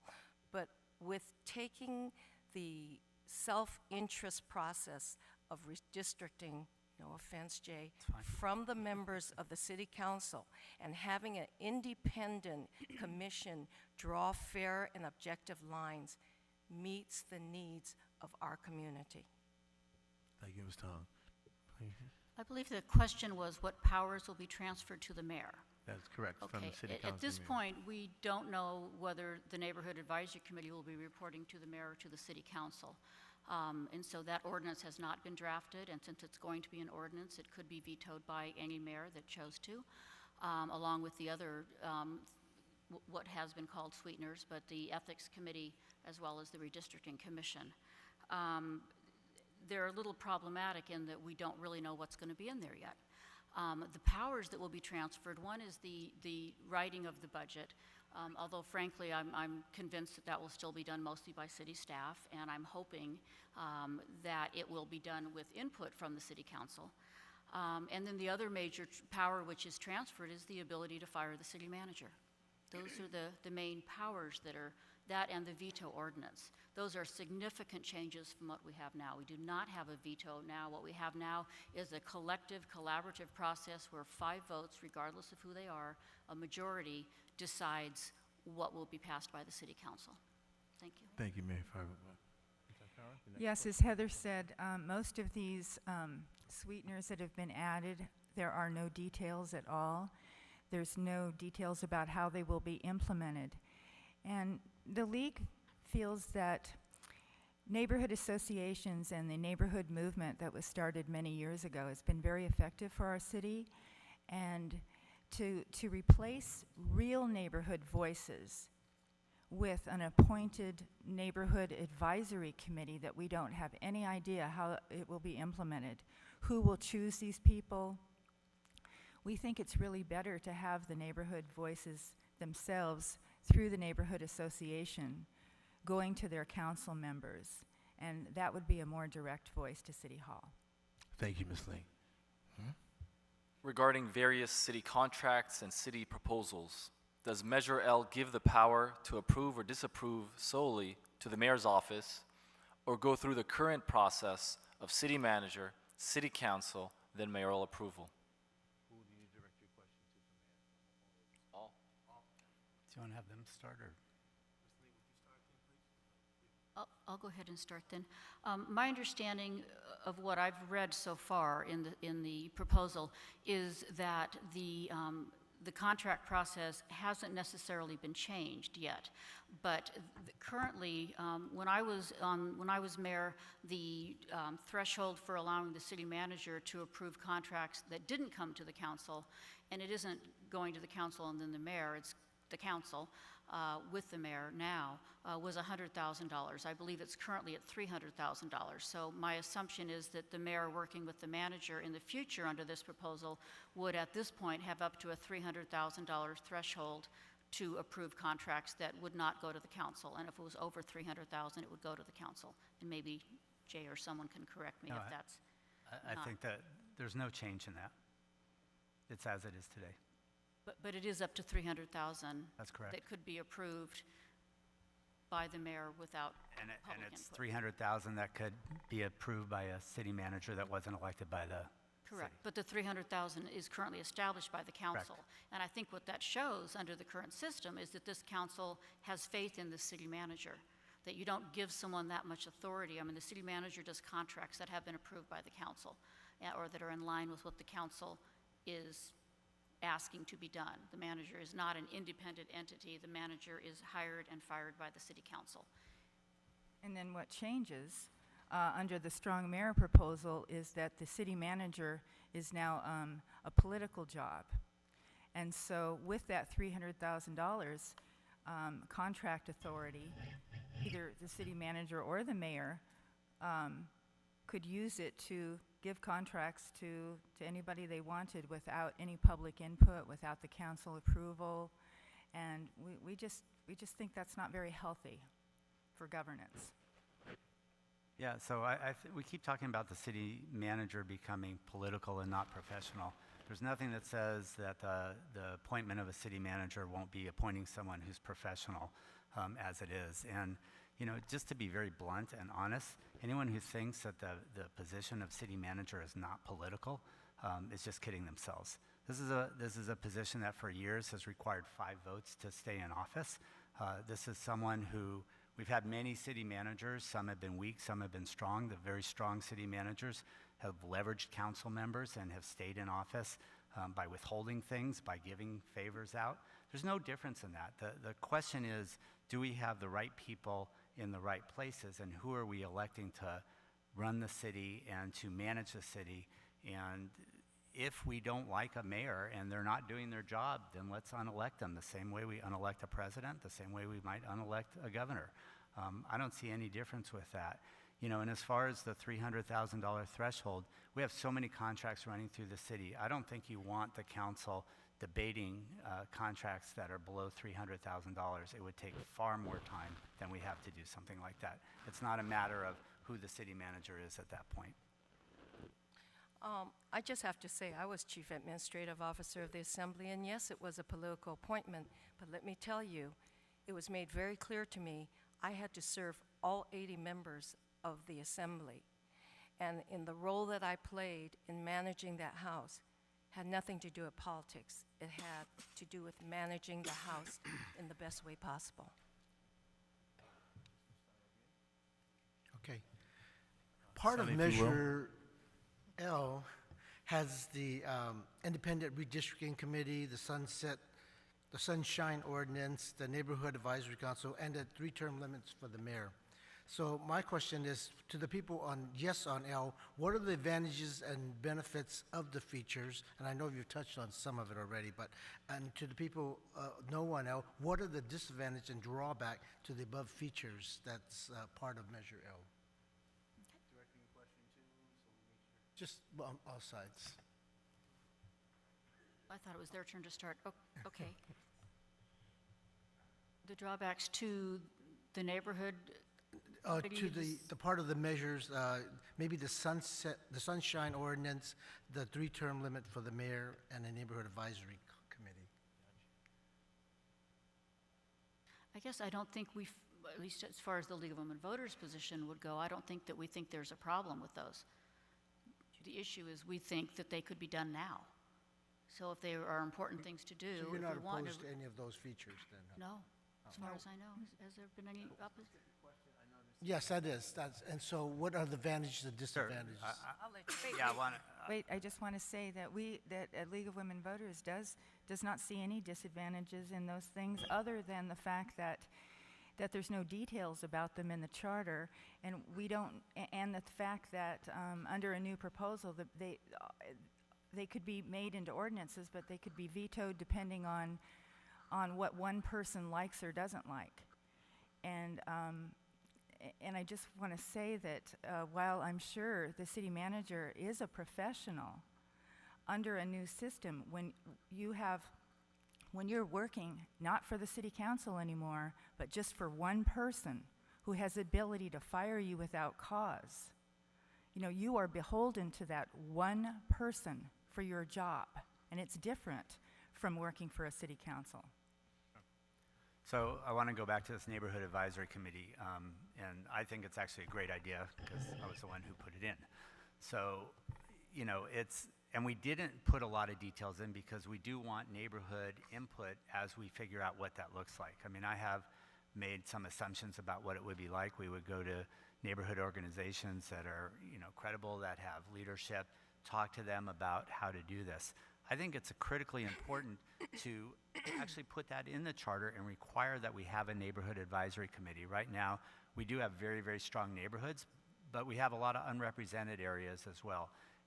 And as Mei Lee talked about in the redistricting question, when that came around, my neighborhood got taken advantage of because 5 council members decided they wanted to do something else.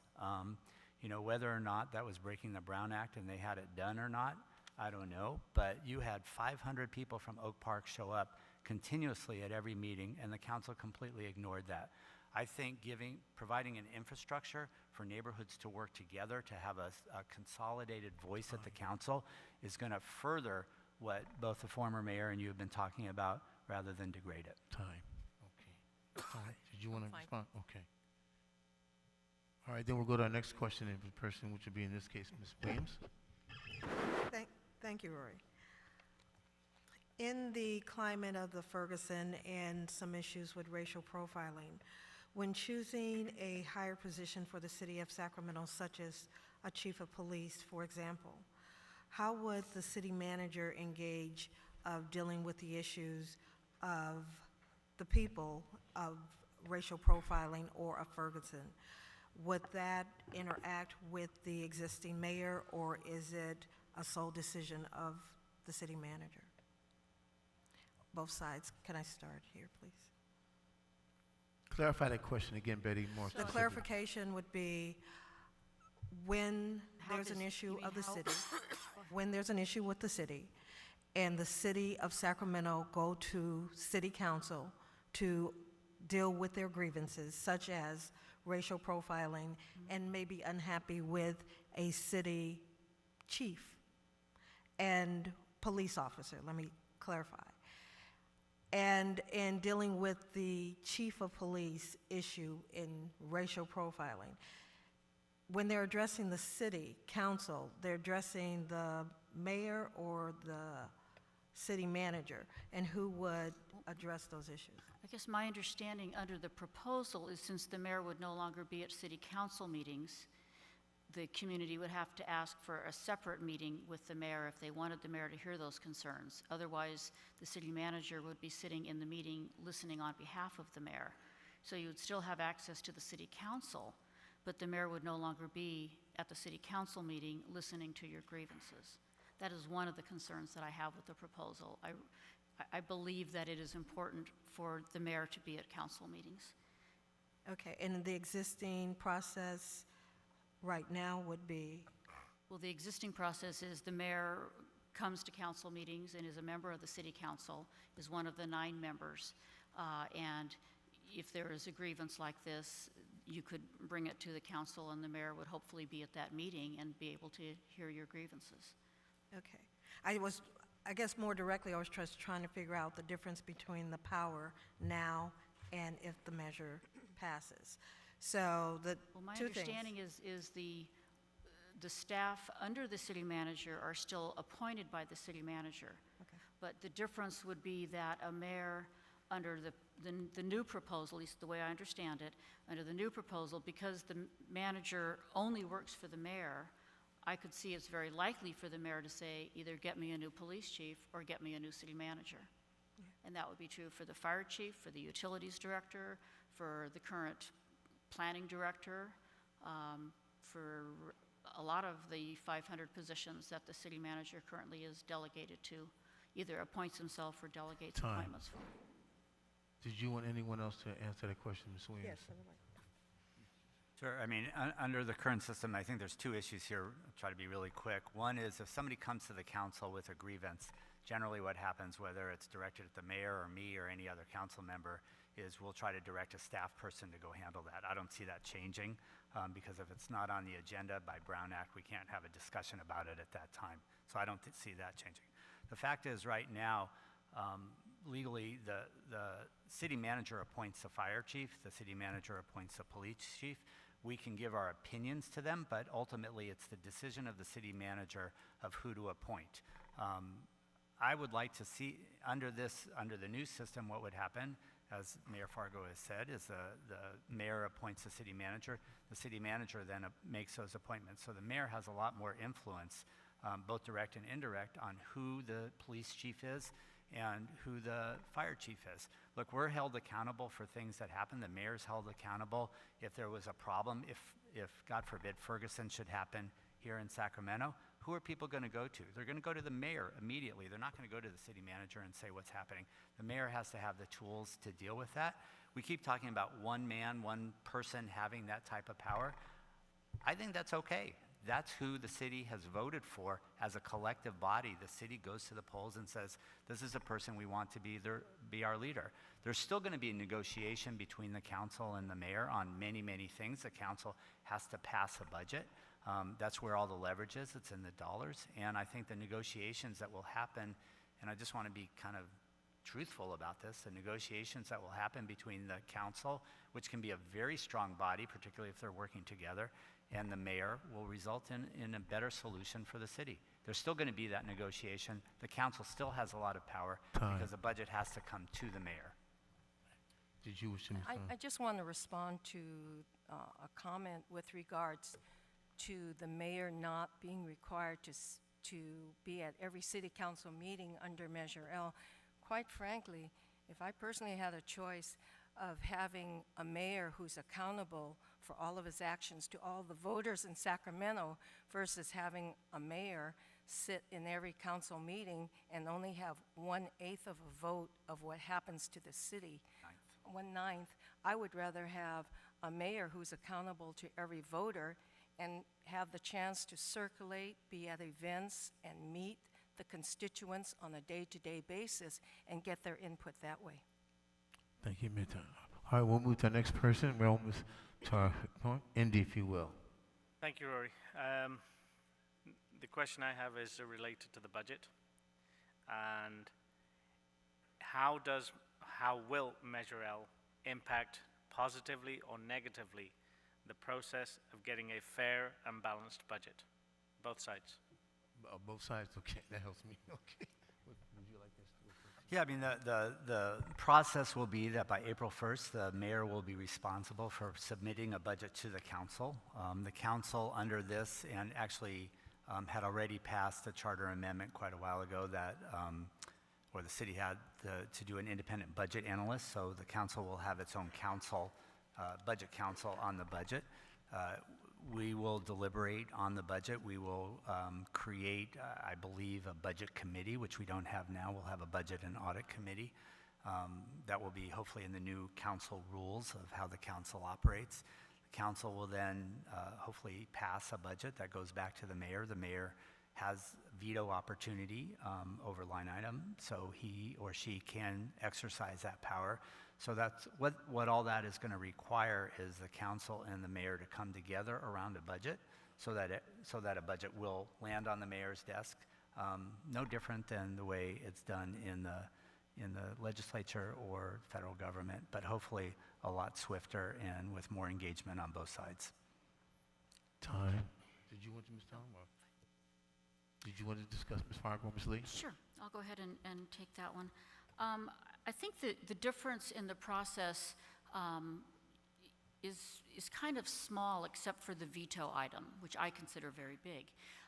Currently, the current process actually has more public input involved than what's proposed in Measure L. Measure L has a minimum number, I think 2 meetings, which is much less than the council, at least under me, normally would have to discuss different changes to the budget and what people want in the budget. We had a lot of discussions, a lot of meetings in the community about the budget as well and what people wanted and leading up to putting that proposal together. In terms of it being, I think the big issue, the big difference is that the mayor can veto items in the budget, and the 2/3 vote requirement to override a veto is something which we don't have now. So currently it's a very collaborative process, and I think it has the opportunity to not be so, given that veto power. Thanks. Thank you, Mayor Fargo. Last question of this particular Measure L. We'll go to Mr. Murph to the panel, please. Does Measure L have a sunset provision? Sure. It has a sunset provision. It's 6 years. It will require an affirmative vote by people in Sacramento to keep it going. So without that affirmative vote, it will go away. You know, the reason that we did that was a couple of things. One, again, just to be very honest and blunt about it, we look at it as a first 6-year trial period. We think this is good. It's based on a lot of success in other cities. If it needs to be tweaked, it can come back at that time. If the council chooses through the census to add a 9th district, we could do that at that time, or whoever is on the council. We want to make sure, this is very important, it's very critical. It's not an experiment because it has been done successfully in lots of other places in both the state and the country. But we want to make sure that what we do is right for Sacramento, and if it needs to be changed, we can do that. But again, I want to be very clear that without an affirmative yes vote from the city, from people in the city voting for this in 6 years, it will go away. Would you like to respond to the question? Well, the short answer is yes. There is a sunset. It's very clear. It's 6 years, and that's the answer. How long has Mayor Johnson had? No, I'm just kidding.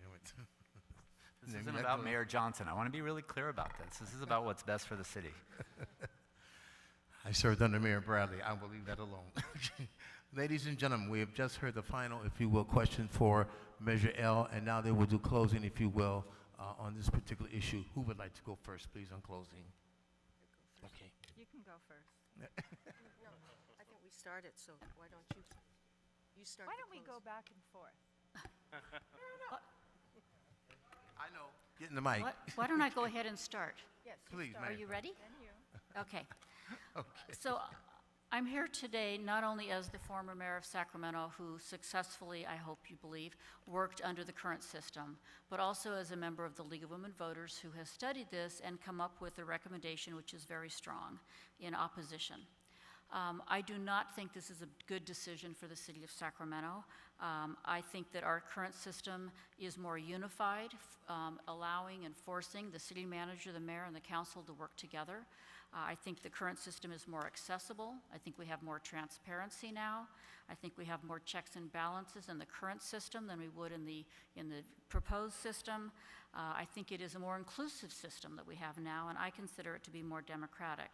A lot of big cities have successfully used this unified approach, and I think that it is something which is very important that we continue to have a city which allows strong neighborhood representation and the collaborative interaction that we currently have in our current system. And I guess finally, I would just say I do not believe there has been a convincing case made for why we want to make this change.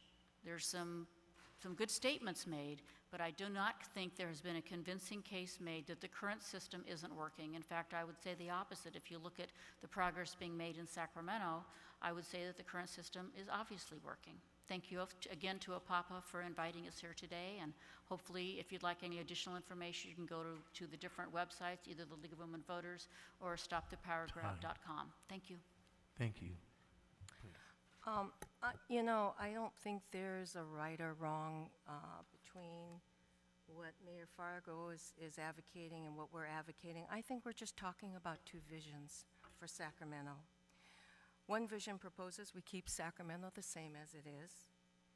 And the other vision of Measure L proposes that we give Sacramento a chance to operate like 70% of the other cities who are governed with an executive mayor type of government.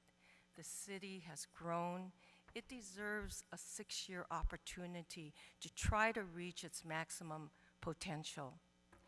I also feel that, you know, the campaign has used kind of the fear of this is going to happen, things are working fine, if it ain't broke, let's not fix it. But let me tell you, I think the telephone, I know for decades, was a great form of communication. Need to call Bassam, whatever. If we use that motto, if it's not broken, let's not fix it, we wouldn't have this today.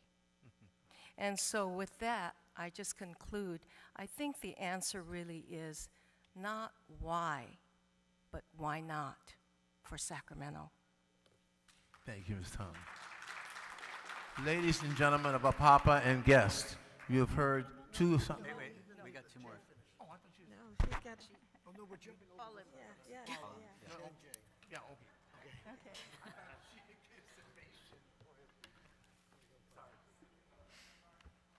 Well, I would agree, Maylee. I think this is about two different visions for the city.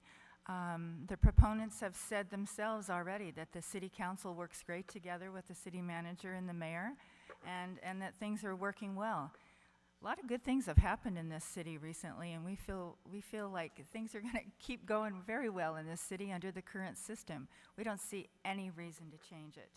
And in fact, something I just read recently, it's a list. It's the worst run cities in America and the best run cities in America from a publication called 24/7 Wall Street. And what they came up with was 8 of the 10 best run cities in America have city council manager forms of government. And 7 out of the 10 worst run cities have a mayor council form of government or a strong mayor form of government. Excuse me? Okay. Now, we'll move on every time. Great, thanks. So I want to thank Apapa and all of you who... No, I didn't want to conclude. I was interrupted. So I did want to conclude by thanking Apapa so much for having a voter education forum for people to come to, because the League feels very strongly about voter education as well, and we feel very strongly about public input into the process. And that's why we support the current form of government, and we urge you to vote no on Measure L. Thank you. I didn't mean to interrupt you. I just stopped power. Okay. Thanks. So I also want to thank Apapa and for all of those of you who hung in there. You know, there's a reason that the support for this is so broad. There's a reason that the police officers and the firefighters and Senator Steinberg and Supervisor Yee and a majority of the city council and former Mayor Phil Eisenberg and business leaders across the city are supporting this. We have an opportunity to do something here to move the city forward, to take advantage of opportunities. If I thought for a minute as a council person that this would diminish my powers to represent my neighborhoods, to have an influence on the budget, to have an influence on the future of the city, I wouldn't support it. There's just no way. But I think it's the right thing to do for the city. This is not about Mayor Johnson. It's not about who the next mayor might be after Mayor Johnson. It's not about former mayors. It's not about former supervisors or former city council people. This is about what we want to do for the future of the city. How do we put in the best type of infrastructure, the best form of government that will allow us to take advantage of the opportunities as we move forward? I want to, again, thank everybody for hanging in here, and happy to answer any questions. I'll be around, and we would really urge you to think strongly about this, think about what's right for the city, and vote yes on Measure L. Thank you so much, Councilman. Thank you, Rory. Ladies and gentlemen, that's our final panel. Please give them all a round of applause for the distinguishing presentation gave you on the city's future of Sacramento. the Honorable Mayor Fargo, Ms. Paula Lee of the League of Women Voters, then Councilwoman Ms. Melly Tong, and of course, Councilman Shiver. Please give them one more time an applause for what they've done today. You can do better than that. I know you can. And to our great panel of leaders, show them some love. Sonny, Betty, Indy, Mr. Aparo. This concludes the 13th annual APAPA, if you will, education forum. It has been a privilege to serve you. Hopefully you will go out and vote November 4th, because none of this makes any sense if you don't vote.